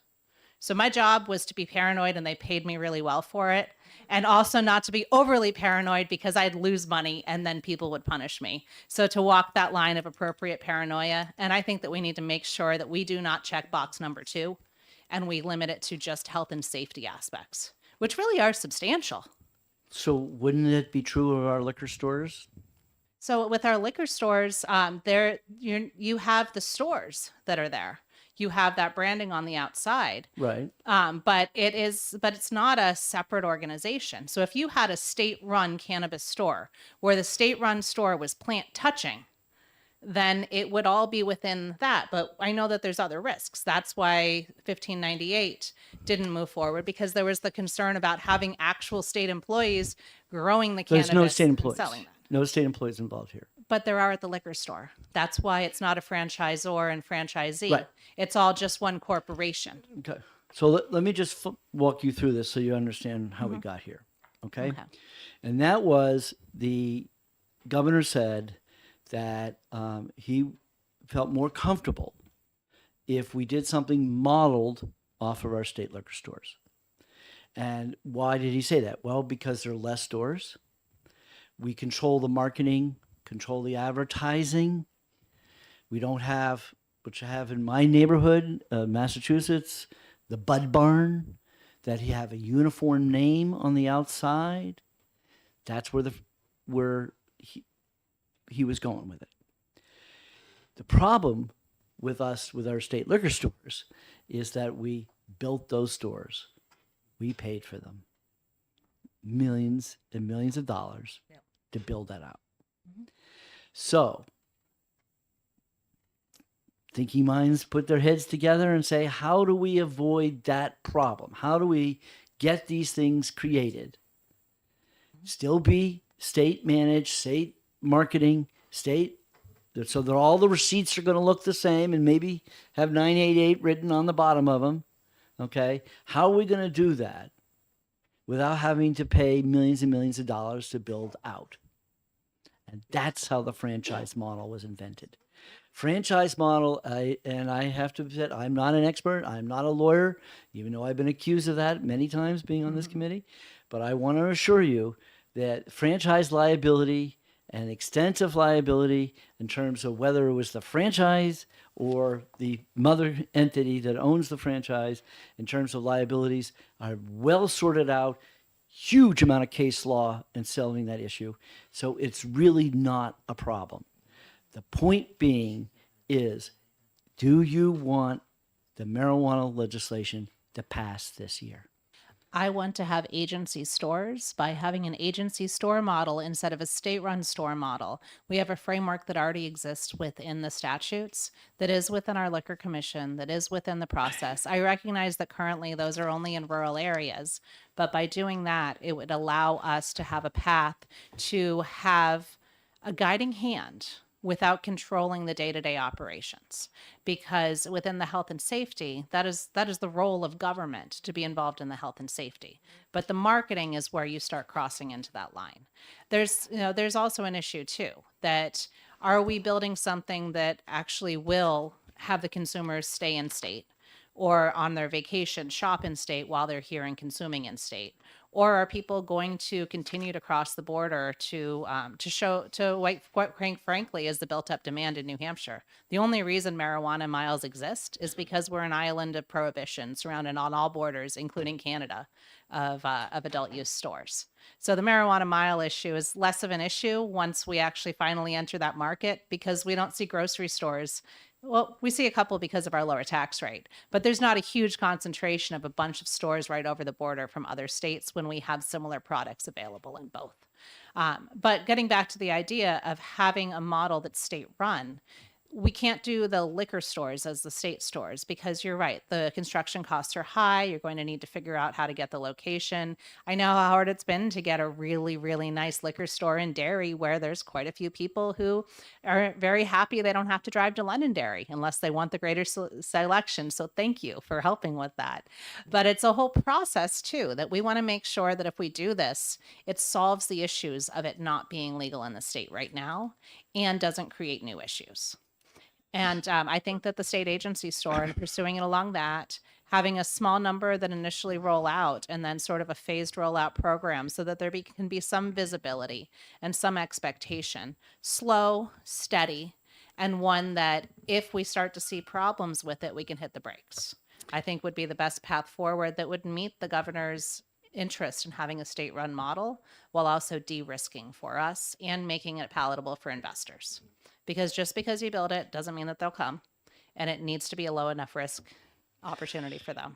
Okay, so you just introduced the concept here of agency stores, and I'm not sure how many committee members know what an agency store is or what's it about or how it operates. We have three. Two of them actually get their product from a liquor store. I don't know if you knew that.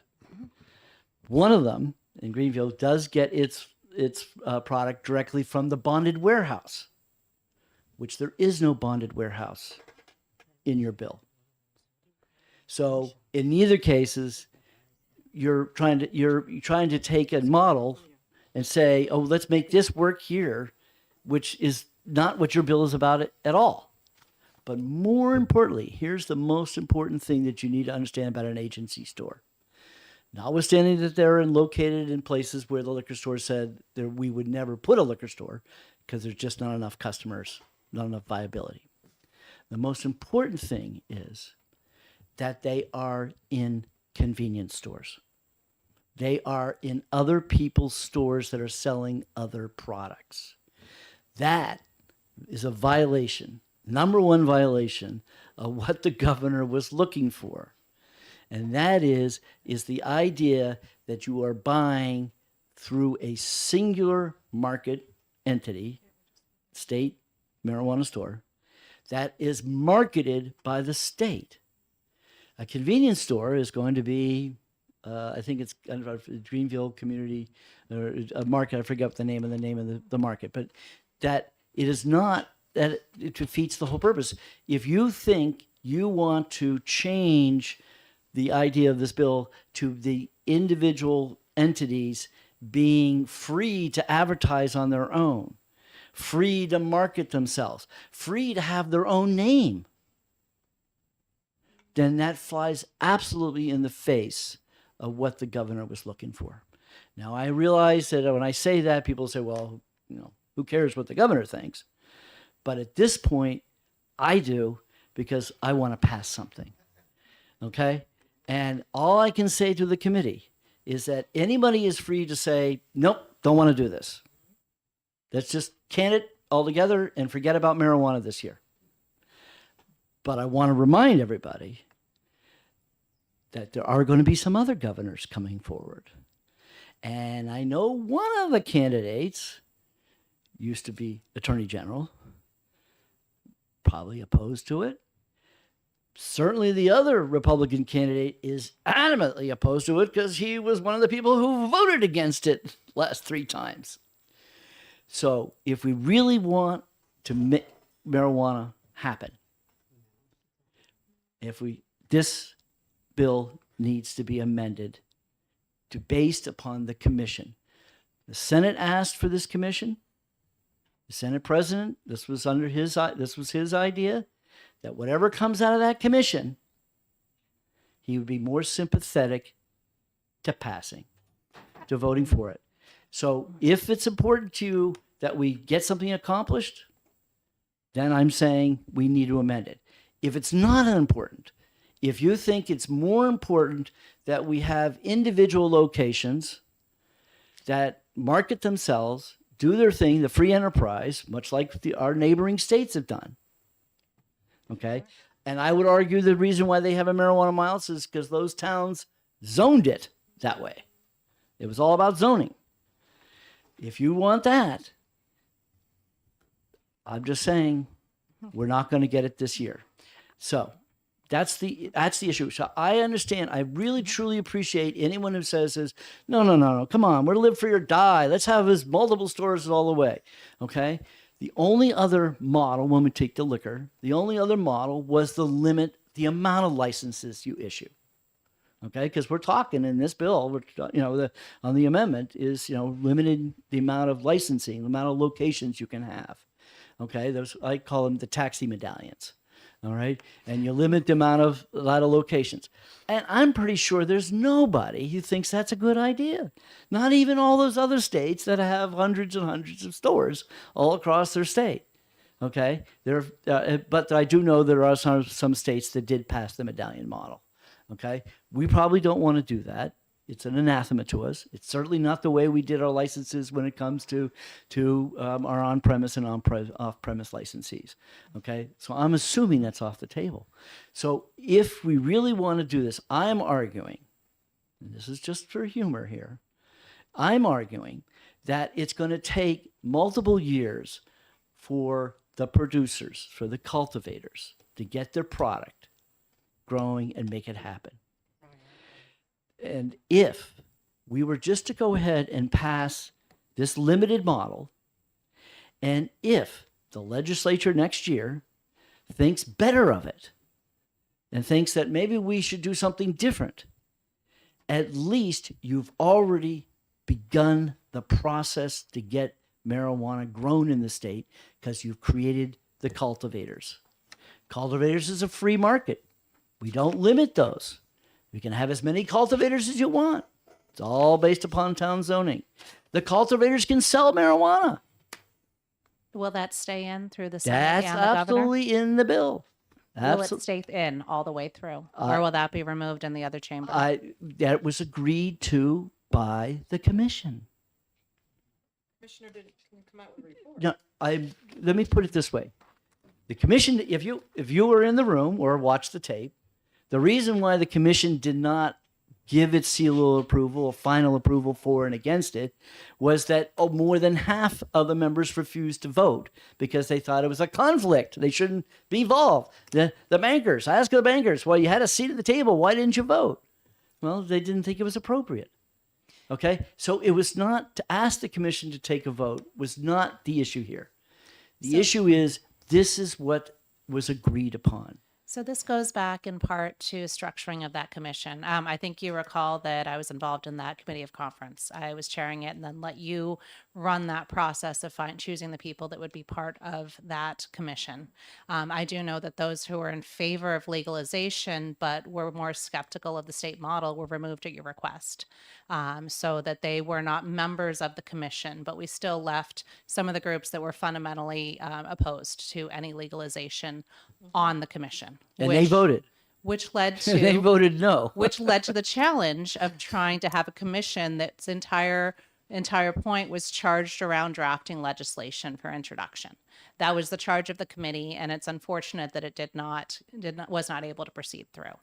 But as you look towards these different issues, it's a matter of making sure that no, we're not going to have a convenience store that is also selling it if we do the agency That's what an model. agency model is. Yeah. That's what the current liquor agency model is. But that doesn't mean that we couldn't also have an amendment for next week that would have another amendment building off of 1633, including those sections that are so important to people like the ACLU about the annulments of previous convictions, because I saw that those came out of the amended version, to be able to have ones that some of the stakeholders that are willing to do a lot of compromise to finally reach the finish line here have actually had their key issues removed from the amendment. I haven't been able to look at the entire one, but I did look at a few different key sections to try and see what was and what was not there. So the idea of recognizing that the bill that we introduced so that we would have an option should the commission not come to fruition is not necessarily the final path, but we would need to have something where we work and we create a new agency model that is under that umbrella of liquor, but is not so directly overseen that we are very, very closely intertwined with the operation of what is still federally an illegal process and an illegal business, because the Department of Justice has stated that they have a law saying that they will not act on this, but that's only the Department of Justice. It's not the Department of Commerce. We had the Department of Justice going to pharmacies licensed by the state of Georgia and telling them to cease and desist from selling cannabis. So this is an area that's in play, and we need to make sure that even though it's state run at an arm's length so that we have some protection. I do want to say that actually the city of Rochester, Maine did a fantastic job with their marijuana mile, because I used to drive on that road to go skydiving, and it has improved so much now. It is a much nicer road to drive on. It's not full of rundown shacks. Those have been replaced with pretty nondescript buildings. But when it comes back to this issue, we want to have a way where we can get a state run. We have good state control, but the state's not at risk, and where it's phased in offerings, because then it's not a taxi medallion when there's simply openings. I mean, we have this, our schools are obviously subsidiaries of the state because they're the local board covering the school districts, but we still have a way that we slowly roll out those school building funds. We have other areas where we roll things out on an as available basis to the public or to other interested parties.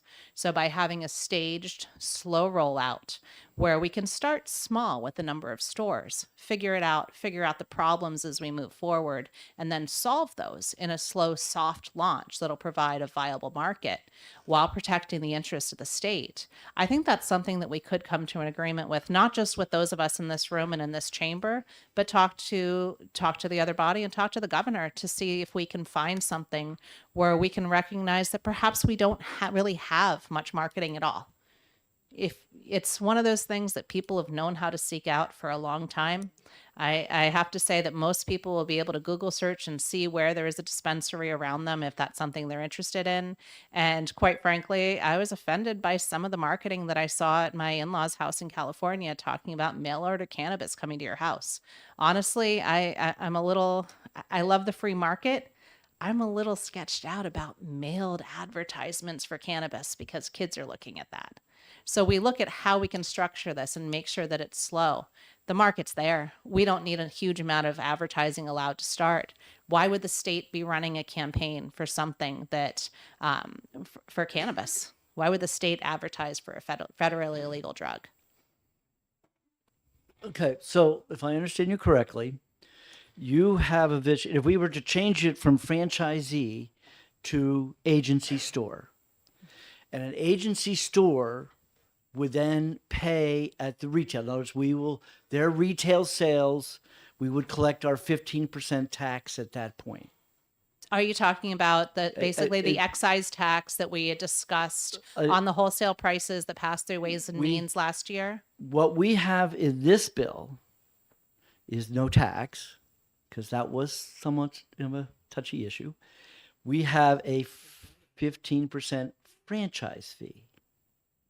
So what you're proposing is that because we're going to change them from being a franchise. They're not a franchise, they're going to be an agency. Okay? So an agency store is then going to collect, I guess we'll have to call it a tax, but they're going to collect 15% on the sale, right? Just like we collect 15% here from our franchises. All right, they're going to collect that 15% tax. The question is, when you say control of the store, do each of their stores, these agencies, can they do whatever they want with the store? Can they be a bud barn? Or do they have to be a model franchise location like McDonald's has requirements about what the location looks like? Well, if it's not a health and safety issue, and if it's not a violation of local zoning and ordinances, then that gets into the substantial control of the business, which gets us back to number 2 of the checklist. Because no matter what you call it, you don't have to call it a franchise for it to legally be considered a franchise under federal law. Right. So leaving that to the zoning of the towns is a local control, and one where I don't see many towns that want to have, Uncle Mike's Bud Barn. I don't think that we want to see. Winchendon, Massachusetts had no problem with that. But we're not Massachusetts. I'm not really sure that we're going to have towns that are going to have, Uncle Snoop's clubhouse. He has his own brand, which I'm not sure if we'd be able to include if it was all through the state. There actually is an example of a franchise within cannabis. There's Cookies. That is a franchise, but all they sell are things that are not federally prohibited. They have seeds and they have the strains that they license out. So that's not in any violation of federal law. So they have consistent products that are available through their franchisees in different states. But as I've traveled, I've gone and I've looked to see what the retail environments look like. And it seems that people seem to appreciate when there's a different experience in different stores, because just like our liquor stores have a large selection, it's important to meet consumer need, and so that they aren't going to the black market or to other states, by allowing a large diverse product base to develop and not just one that's highly limited. Wait a minute. We have all these manufacturers, the cultivators, and that's a free market. There can be as many as they want and do whatever they want.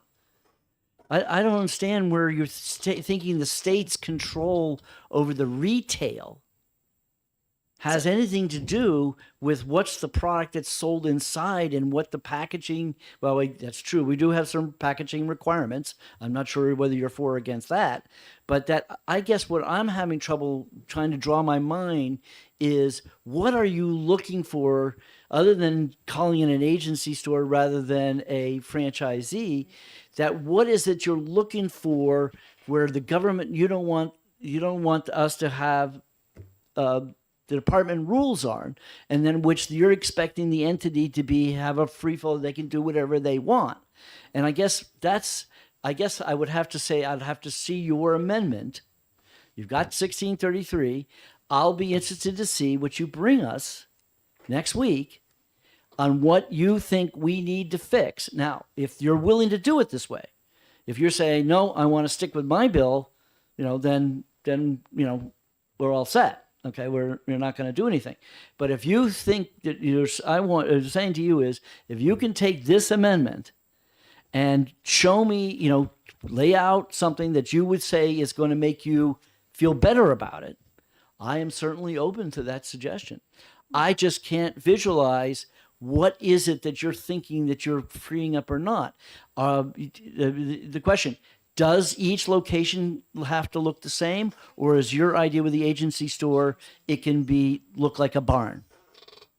So my goal with this is so that if somebody is injured, or if one of the franchisees believes that they have some reason to bring suit against the franchisor, which would be the state of New Hampshire, I want to make sure that the entire state of New Hampshire, all of our assets and all of our funds are not potentially on the hook and not potentially investigated by New Hampshire law enforcement.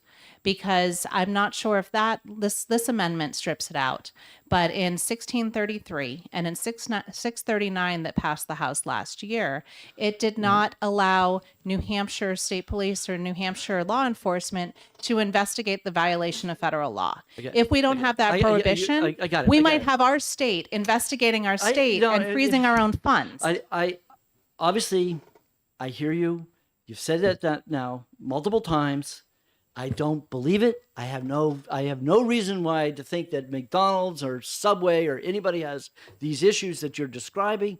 But if are you interested in working with this amendment and changing something in this, changing wherever you think it's offensive, and that you want to change it from being called a franchise, and I don't even know if we use that word in here. You do. Okay. That if you want to change it to an agency, please are you willing to do that? Is that what you want to do? What I want to do is start with the framework of 1633 and draw in as many of the changes from your amendment that I believe are the ones that we can have in order to meet the needs of all the stakeholders. And to be able to move forward with that. Because my concern, I know that you don't share my concern. No, I don't. I think that I think it's a red herring. I like to play poker. I'm not gambling that much.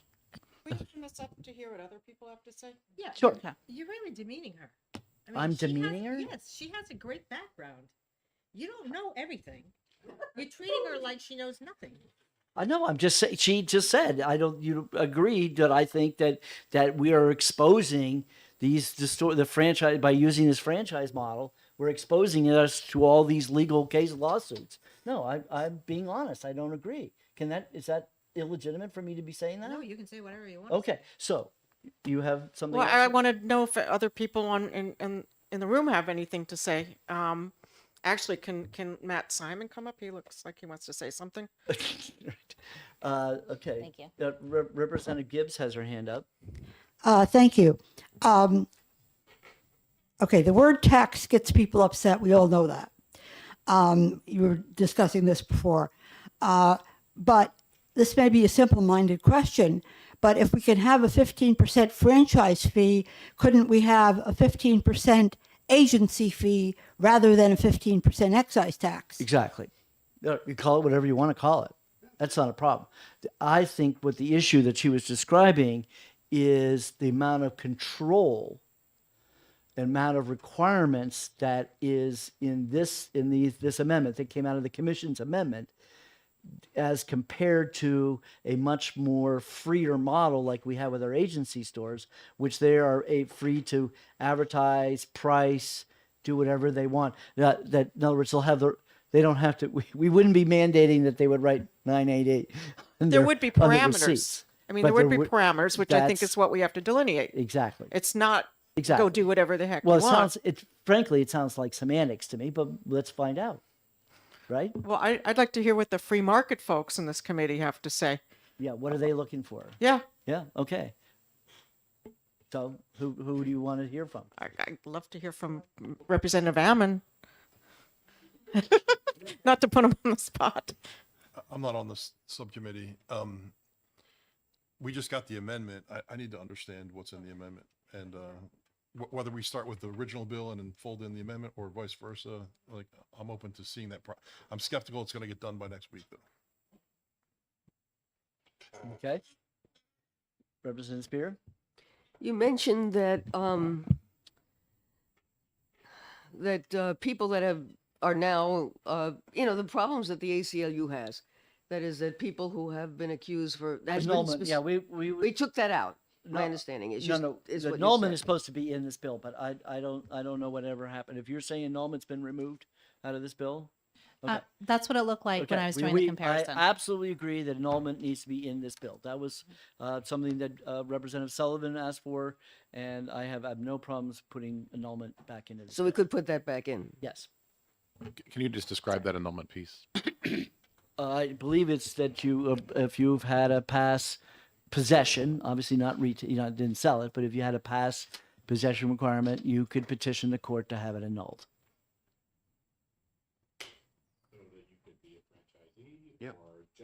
Yeah, because at that point, you've,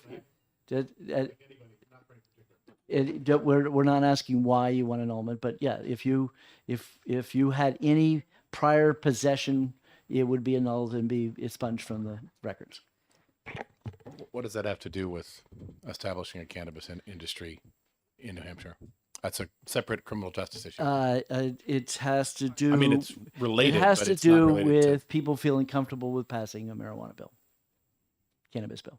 So it's an ornament. Which It's is an someone like ornament. you who are opposed to it, you probably. It's an ornament. Yeah, you probably think. Well, I that's- mean, I might be opposed to that part, maybe. Right, I mean, right. but it also might be an issue that should be in criminal justice. But you're It- saying that's that just was- an ornament on the cannabis. The history of the cannabis legislation, it always went through criminal Mm-hmm. justice because of that reason. I think there's a drafting error. You said that the cannabis cultivations would be able to sell to consumers, but on page 3, line 22, it actually says they'll be able to sell to cannabis to an outlet, cannabis product manufacturing facilities, to alternative treatment centers, and to other cannabis cultivation facilities, but not to consumers. You were saying that they would be able to sell to the consumers. So if that's the case, I think that that's probably a drafting error and that would need to be corrected. Yes. Okay, so we'll correct that in anything that moves forward. Yes. Thank you.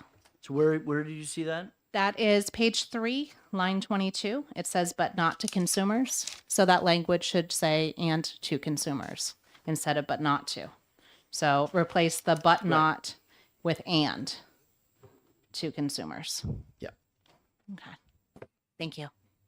Sorry, there'll probably be more because I just looked at it, but I know that was one that was I think, very important. No problem. Mr. Chair. Yes. Could we have Matt Simon just wants to come up for a minute? Sure, of course. Okay.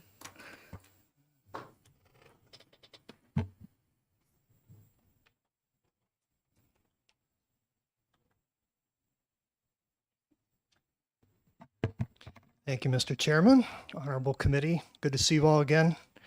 A lot's happened since we spent so much time together last year working on HB 639.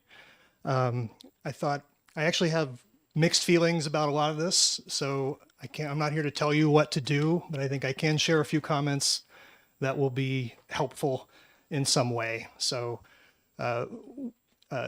only one member of this committee was actually part of the study commission, or actually two, I'm sorry, but I think it would be helpful for others to hear a little bit about what the study commission did and didn't do.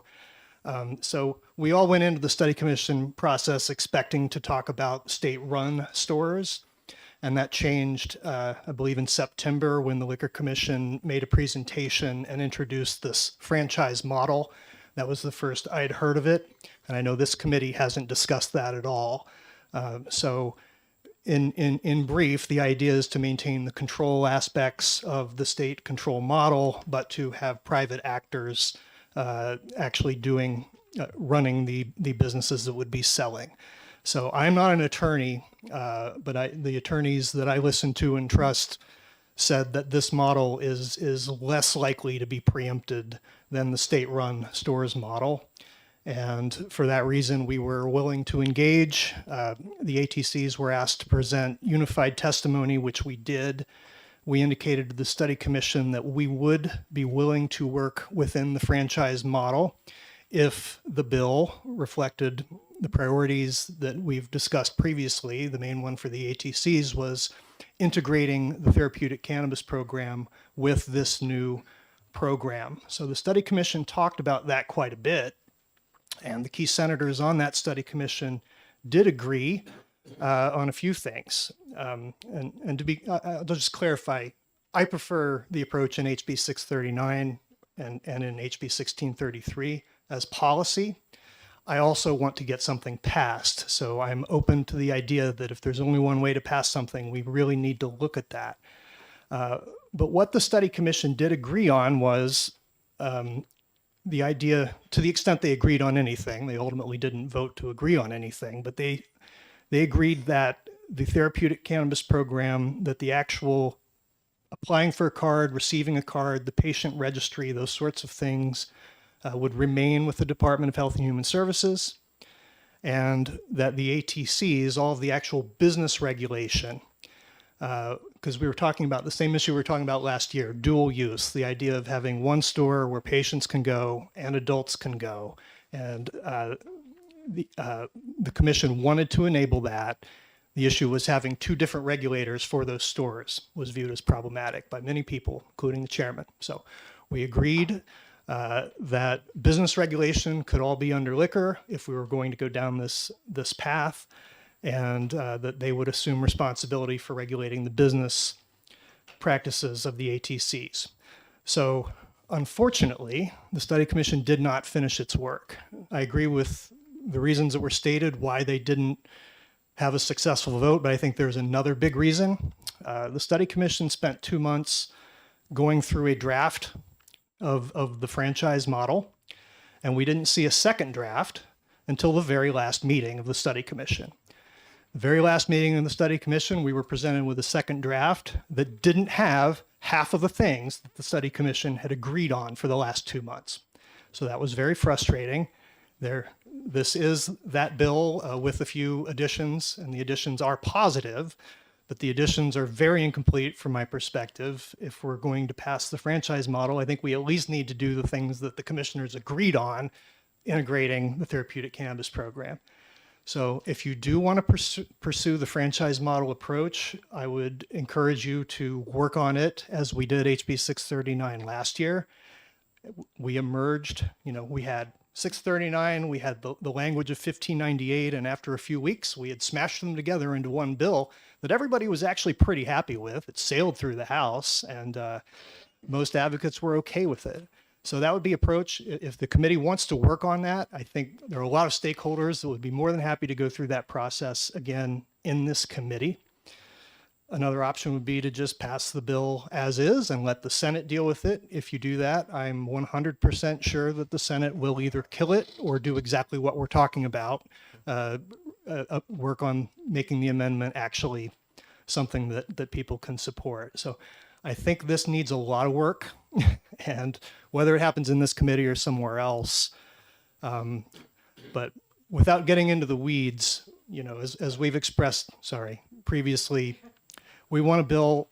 This matters, I think, for two main reasons. One is that the ATCs already have infrastructure teams where we want to help be part of a successful rollout. We've heard testimony about New York and other states that decided to exclude medical cannabis businesses and had very bad rollouts as a result. They wanted to build everything from scratch, and they regretted it big time. So for that reason, I think it's important that you include us. I think it's important for the 14,000 patients who are registered for our program, because the future of the therapeutic cannabis program depends on us being successfully integrated into this. If we don't do that, we're just going to wipe away the therapeutic cannabis program, move aside ATCs, and we'll replace you with something else. So I think we're happy to work with the committee, whichever direction you want to go. And So where are we looking that where the problems are? well, the problems are, so I do have a handout, but I mean, there's nothing in here about the transition and the integration of the therapeutic cannabis program. It's just not there. The language that was in HB 639 and 1633 regarding dual use certificates, remember all that language that actually imposes obligations on the ATCs to continue serving patients, to not jack up prices, all of that. That was all in, it's just ripped out of this final bill that was presented on the last day of the study commission. So it's not what they discussed. It's not what anybody agreed on. But I'm confused because the two, I was Amsterdam one meeting, and then of course I had COVID in the second meeting. So, but when I got back, you said ATC, everything was all solved. Until it was solved in terms of people who had agreed to things that made sense. And then when we saw the draft on the last day of the study So, commission do you that have- morning, Do you have the language that was agreed to? it was not drafted. It has never been drafted. So this was something that was, you had just a verbal discussion, and because every meeting I went to, everything was going through and wordsmithing every paragraph and everything. But you're saying you had agreements. I guess I have to go back and watch the tape. Or talk to the 3 senators whose votes are needed to support this from 2 different parties, and this was what they agreed to verbally. Everybody was waiting to see a draft. So The tell draft me never tell had me what that it language. is, and I can ask him what are we missing here? What were the Well, what were the things that were agreed to?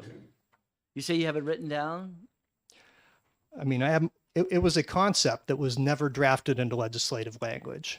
I believe I offered to try drafting it at some point, but I wasn't on the study commission. Yeah, but I remember when I had this conversation with you, my memory was you said, yeah, this is what was agreed to. There are some things that were agreed to and some things that weren't. So there you were a couple Can you positives. have that drawn up? Can you write up what was agreed to and make it so it Certainly. fits into to this amendment? I'll just, Can I interrupt you for a second? It's obvious it was agreed to because it was Xed out in the copy. And how could you get in there if it wasn't agreed to? It's been struck through in the amendment. So it had to be come from somewhere. It's in black and white. That was what came from the notes from the committee.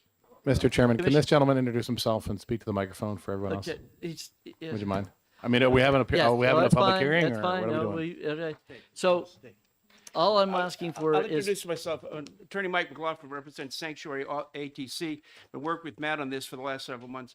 And if I've got a document last night from your courtesy that you Right. provided to us, right. which has words in it concerning the ATCs and their dual license and their ability to participate with now, which is the integrated license, which are struck through.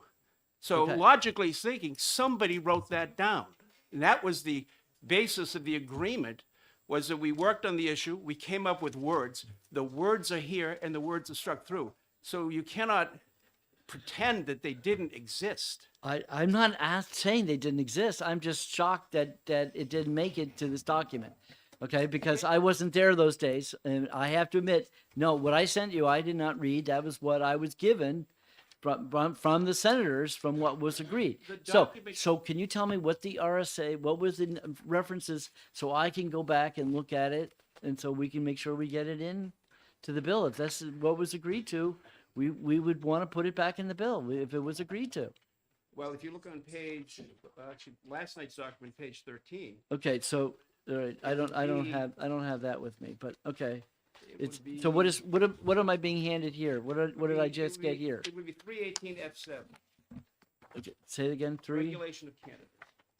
Mr. Chairman, if I may, the language that we suggested, which it's the deleted language with a few tweaks, is what's printed in blue on page 2 and 3 Okay. of this handout. I All right. prepared this handout this morning very rapidly.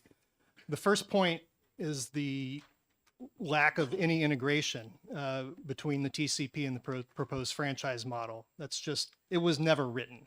It was agreed upon orally and never written. So that's work that still needs to be done. if this is That's gonna on be done. on your page 1.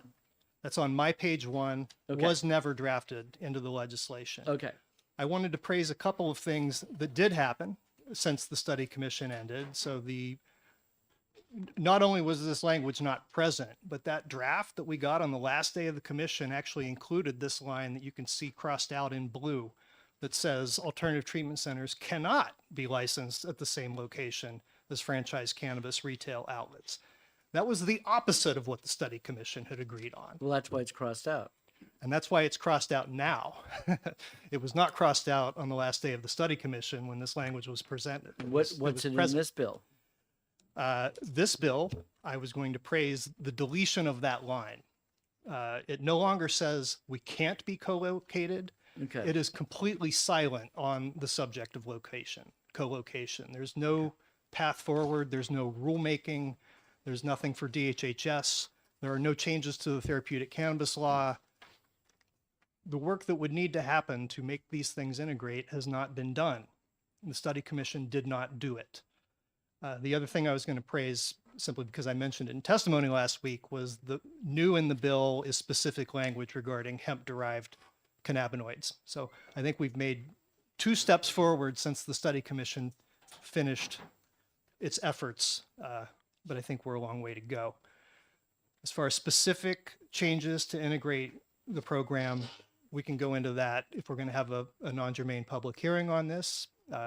Otherwise, I don't want to get too far into details. It would be very helpful to understand concepts.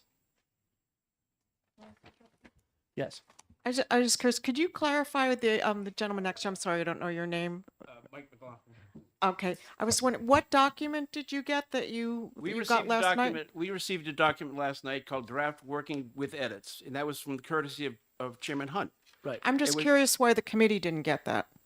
It was what was sent to me for the commission, and sorry I didn't send it out to the committee. I thought I sent it out to everybody, but No. But this document shows the items were I removed. can send it to you right now. No, I don't, we have it now. We got something No, you from you don't last night, have didn't we? it. You don't have it. Okay, well, that's another problem. And there's somewhat of a myth that at the end of the commission, there was some form of agreement. During the whole course of the commission, the discussion of dual use certificates, participation in the ATCs, it was going beautifully smoothly until all of a sudden, pop. At the end of the day, it was a complete disaster because we had no idea. We were sideswiped by suddenly being swept away. And to allude that the commission had any type of agreement is really a far reach. Mr. Chairman. Okay, so go ahead. I do have a question. Do you think it was I mean, I know that the commission was open, anybody could attend. Do you think it was problematic that there were not industry experts on the commission? In retrospect, there were a lot of issues with the commission, and that certainly was one of them. Okay. We had competing interests on the commission, people working desperately hard to trip us up at every particular juncture, and they waited to the last day to pull the rug out from under everybody. All I remember is when I came back and I was starting about what I thought where we were, and you said, "No, John, you were gone. This was all solved." That's all I remember.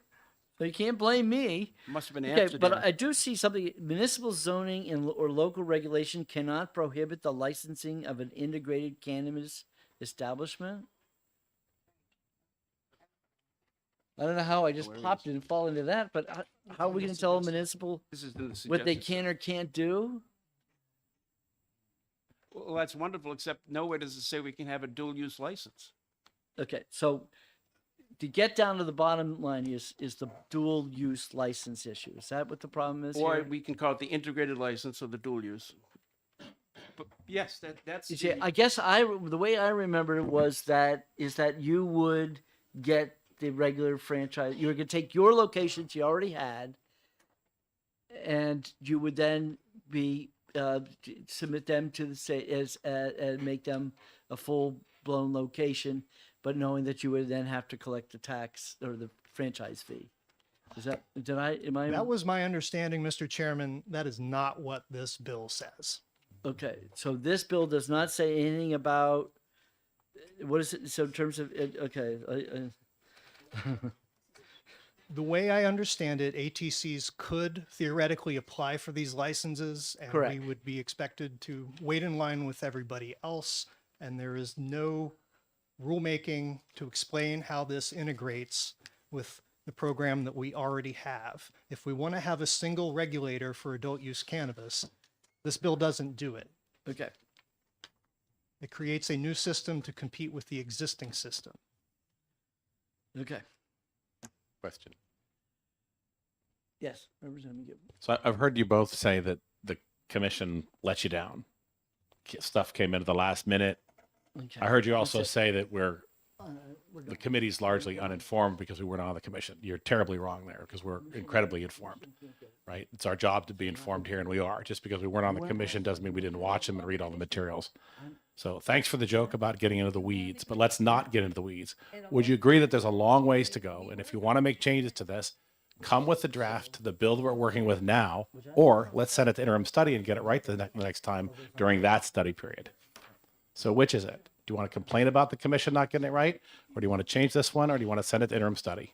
Representative, I am not here to complain. We've been participating in good faith in this process for years, and we will continue to participate in good faith, trying to create good cannabis policy for the people of New Hampshire. Perfect. If it's the will of this committee to work on the details of this bill, we'll be here to work on the details of this bill. If you want to pass it as is, we'll work on it somewhere else. I don't even know how I would vote if I were sitting in your shoes, frankly, because I see both sides. I see the desire to get something done no matter what it says. I also believe, having worked in cannabis policy for 17 years, that there are a lot of very important policy choices here that I don't feel the legislature generally has a great understanding of. And I don't think they're addressed in this bill in front of us. And I'd like to correct the record because I don't recall ever saying you were uninformed. The issue here is, again, what we had the last day of the commission was we have a brand-new 40-page bill that needs analysis. You didn't. It was your colleague. It was just before you stood up and interrupted the hearing. So let the record show that. Theoretically, We're talking about when the bill needs to be out of this committee. Okay. And so therefore, if I was going to have another meeting on the 31st. Yep. Okay. So that's then you have theoretically you have the 7th and the 14th. So we could have 3 more. Should we, Mr. Chairman? Is it too soon to do, what date is it? So I can schedule for the 31st. We ask people if we have don't have anything to come out. Well, that's the $64,000 question is which one what are we going to work from? We're not going to work from the amendment. Mr. Chairman, should we just pass HB 1633 and then the Senate can go through this amendment process if they want? I mean, I can be assured with no questions whatsoever, if you send over that bill, if it doesn't have anything that look like the commission, it's dead on arrival. That's what the senators tell me. I mean, that maybe. I mean, what they say and what they do, who knows? But I mean, maybe they will. I have no idea. I think great. Let's go ahead. Just send it out. It makes my life easier. Just so send it all over.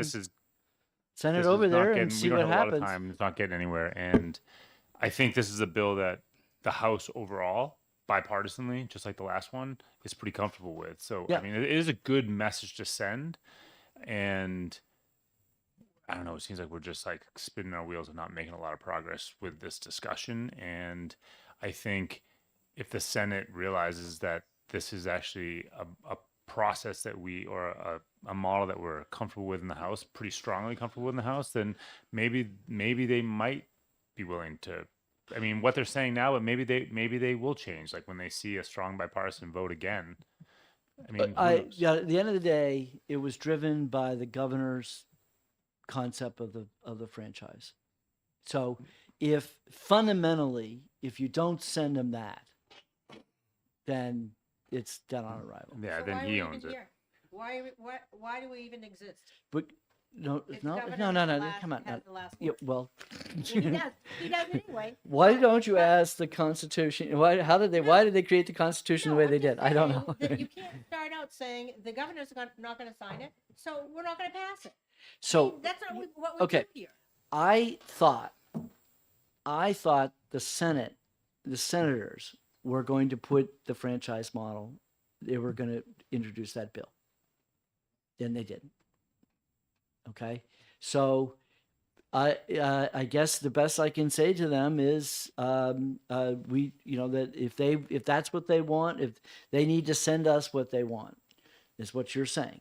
Okay, I mean, and yeah, all that's- we can do is send them whatever you want to send them, and don't be surprised that And- it won't look like anything that they send. And then that, we can review it at that time when the and that's crossover exactly comes. right. We would then, when the bill comes back, I will say, but it evidently it's hopelessly flawed. What I've just heard is that it's got lots of stuff. Like the annulment wasn't in it.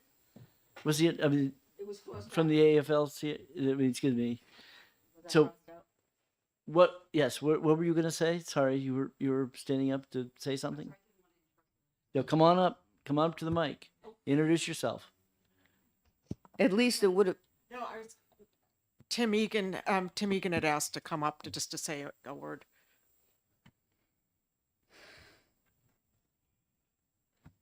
Thank you, Mr. Chair. Thank you, committee. For the record, New Hampshire Can Chair Timothy Egan. Mr. Chair, I think we've actually made tremendous progress today. We actually see this proposed amendment. I think we've heard from an array of the folks that have an expressed interest in trying to legalize, regulate, and create revenue from cannabis. I think this bill shows some possibilities. I think I'm very respective and happy that the portion of the proceeds that would come from cannabis to our state would help things like pension fund liability and education. And with all due respect to the cannabis, to the Liquor Commission, I'm surprised that a listing of the Cannabis Advisory Board does not have any professionals from the cannabis industry listed in it. So I think that's something that could be worked on. There are annulments are missing. There's dual licensure that we're missing. I'm not going to repeat everything that all the other my colleagues have said. And the reason I refer to them as colleagues is for the last 3 years, what I have lovingly called in my schedule, the New Hampshire Cannabis Coalition, is an array of folks from all the organizations that have a vested interest in legalizing, regulating, making cannabis safety. I think are very interested to try and work together. I know there's a short window, but I do know that both folks from the industry and the legislators that have expressed interest who have sponsored this bill and co-sponsored this bill, and as well as you, sir, we have an interest in making sure that this is the best piece of legislation that we can collectively create to benefit the people of New Hampshire. So given some time, I think we can do that. I know there's a clock that is ticking. So from which bill? Which one do you want to work on? I think it's a little bit of mishing the clay together and figuring out if we make a pot or a bowl or a this is going to have a lid, but I think it's going to be a little of both. So okay. So Representative, ball's going to be in your court. You come up with an amendment for next week, and you make sure all those people are happy. Because the liquor's not here. Liquor's not here. So this is your room right here. You bring us something on Wednesday. but they're and, here. But they're here. We know what they want. Which one are This you is holding? your amendment that you offered, correct? Right. Has your name at the top of it. That's correct. That represents what Liquor Commission, That's what what the the Liquor governor, Commission- and what potential senators So that if would you have work influence from on. this version, then you know you're working from the beginning. To start this conversation from there. Are you willing to do that? I think that I'll look at the two, find the different sections and figure out where those overlaps are. It'll have Right. a clear roadmap and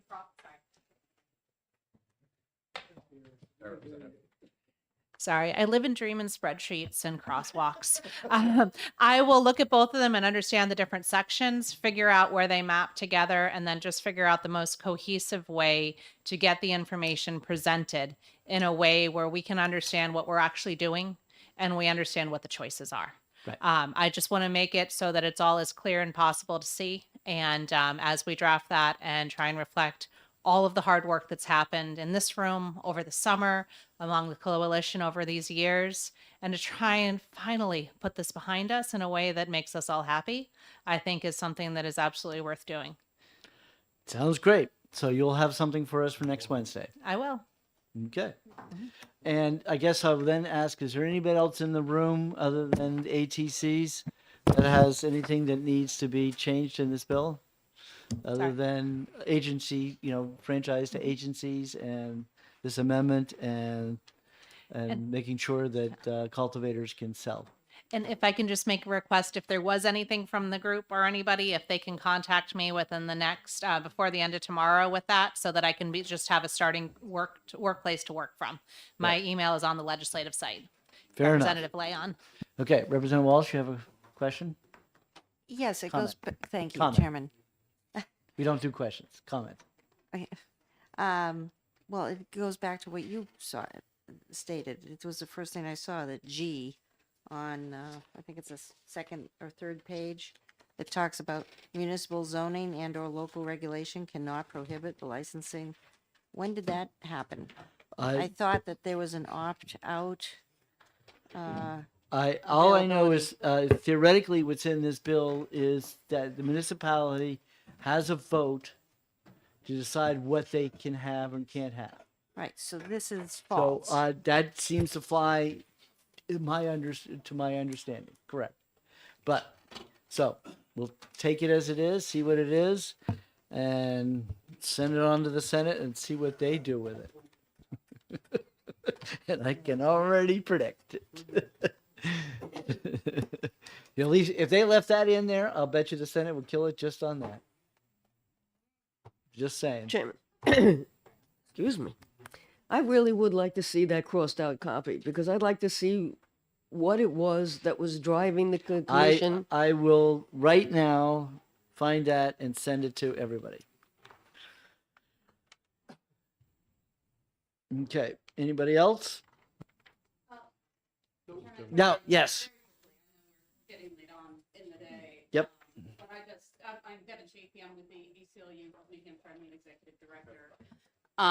And I just want to thank you all for all the time and the effort that you have put into this conversation. I think there has been a lot of progress made today.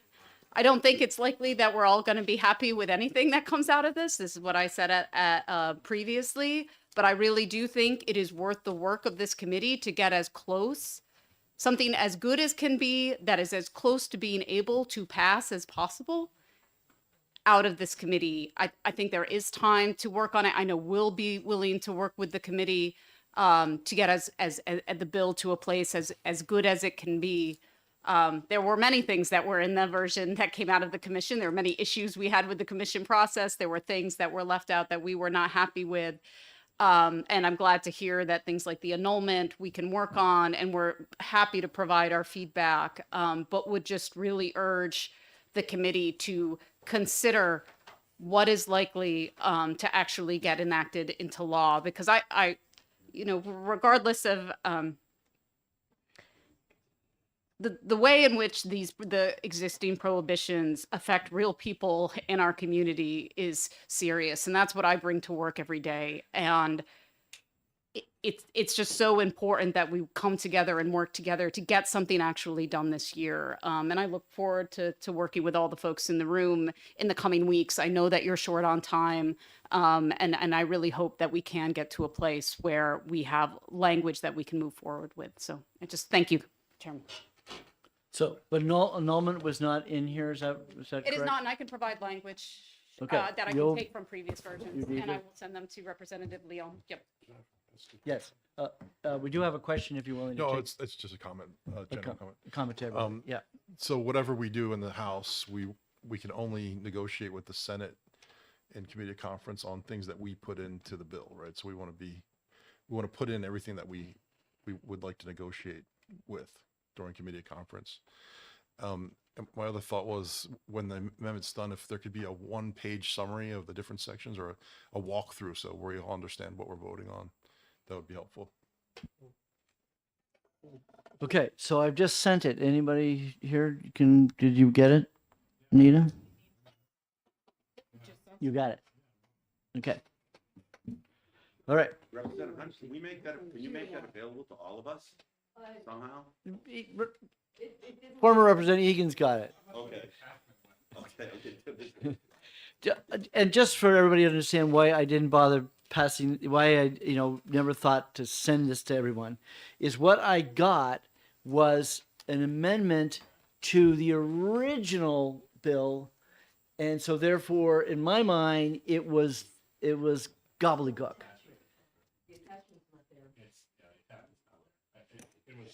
Okay.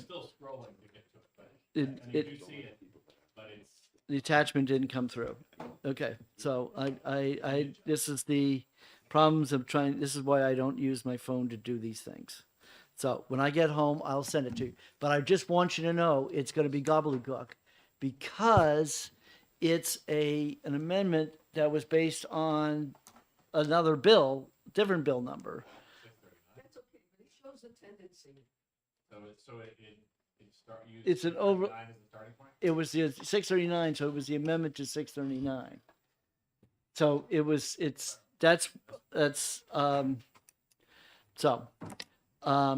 like I would say is if you want to see what was in it, then this amendment that you have now in your hand is. But I want to see, what I want to see is what did they specifically not like? And that was getting across our part of the success. We didn't make it in this. Correct. Did you get that? It didn't come through. Evidently, the attachment didn't come through, so it didn't open. Okay, so it's trying to use your phone as a computer is hopeless. I actually do have a crosswalk between 639 and 1633 that I can send to the committee. I thought That'd it be was great if just you can do too much that. information, but now I think that'll help merge If the you versions. can send it out to everybody, that'd be great. I Thank will. you. Thank you. Appreciate it. So, okay, so we'll wait till next Tuesday and see where we are. Wednesday, excuse me. Actually, I haven't scheduled it at all. What would you rather? What would you rather do, Tuesday or Wednesday? Because we have a session on Thursday. So we were just supposed to meet Wednesday? I was planning on having a day for a subcommittee day, and then executing in the afternoon, thinking that we actually have some bills we're ready to exec now, because we did get some stuff. So I was thinking that Tuesday we would do hearings, Wednesday we would do subcommittees in the morning, the three that we have left over, and then exec in the afternoon. And then next Wednesday, and then Thursday I believe is a session day. So, But what Carrie sent out was some- hearings on Wednesday and nothing else. Oh, okay. Well, then the subcommittee will be on Tuesday. But we No, have but there a was ve- nothing about subcommittees in what she said. I understand. She sent out hearings for next Wednesday. So therefore, the subcommittees will be on Tuesday, and you haven't got that notification yet because I haven't told her. We have a lot of stuff scheduled for, we postponed a number of bills, but we told some people specifically that they would be coming back on Wednesday. And I am surprised she sent that out Wednesday, but But if- what am did I she going to really tell send- someone like, I could tell you what, if you think that's a problem, I will cancel all those bills on Wednesday and move them to Tuesday. Which is worse? I think that might be better. Because, look, we told Karen, Representative Ebel, for instance, to Right. have everything ready on Wednesday. Now, we haven't told her that it's going to be Tuesday. And this will be the second time. I will cancel everything that's on Wednesday that you guys seem to have gotten, Yeah, it's easy enough. and have that scheduled for Tuesday. So Wednesday morning we'll be doing the three bills that we have left over, and then Wednesday afternoon we'll exec what we have at that time, That works. and then we'll, I believe Thursday is supposed to be a session day. So okay. So basically, we're getting close to have heard all our bills. So then we're getting close. We're at least 2/3 of the way through. We're 2/3. Yeah. The calendar says for the next meeting is the 1st of February. Right. So that if I look at my calendar, It could be Tuesday, it could be Monday. what's happening? No, A subcommittee Tuesday would be fine for me getting the amendment for that, and I'd be able to participate better since I'm going to be having to chair my committee some on Wednesday. Try to find another room? any room is fine. Thanks. Okay, even if it's a little one? Yeah. Okay, all right. No, Let me- absolutely a little one. Give me a couple minutes. Okay, to because see- otherwise but evidently you did send something up for Wednesday. I did. So unfortunately, I've been telling everybody that we were going to have our subcommittee on Wednesday. Okay. So I can, that, Monday's free. I have know, room but you got, Monday. no, we don't want to come in Monday. Okay, I got county. okay. So I need you to cancel Wednesday. I got that part. And then, I've been listening. and move it to Tuesday if we can. If you can find find a a Tuesday. But what And then about the that- subcommittee? That would be Wednesday. No, the subcommittees would be Wednesday morning. Those three, these are Yep, these I three, got it. Yep. those three. And then an exec session on everything we've had, everything. And then see if you can find something for Tuesday. And then, okay, I'm I'm sorry, getting my you're calendar. right, you're All right. right. So next Wednesday is the 31st. You're right. So it's, I'm just Right. not keeping up with the calendar. It's right. It's calendars are annoying sometimes, but that. No, just like the time's flying. Starting February, I'll know.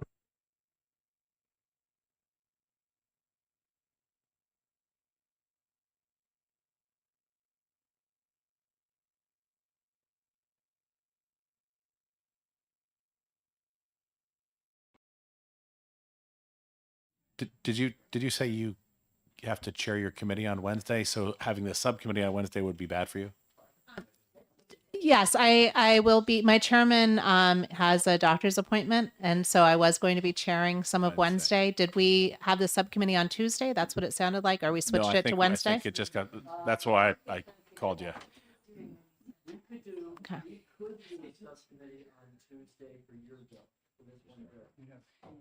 If in the afternoon after what you're already rescheduling? Okay, if that works. Otherwise, I can have somebody else step into the role. We're not execing on Wednesday, so I was offering that I don't mind having one less day to draft. Yes. Thank you. Okay. Thank you.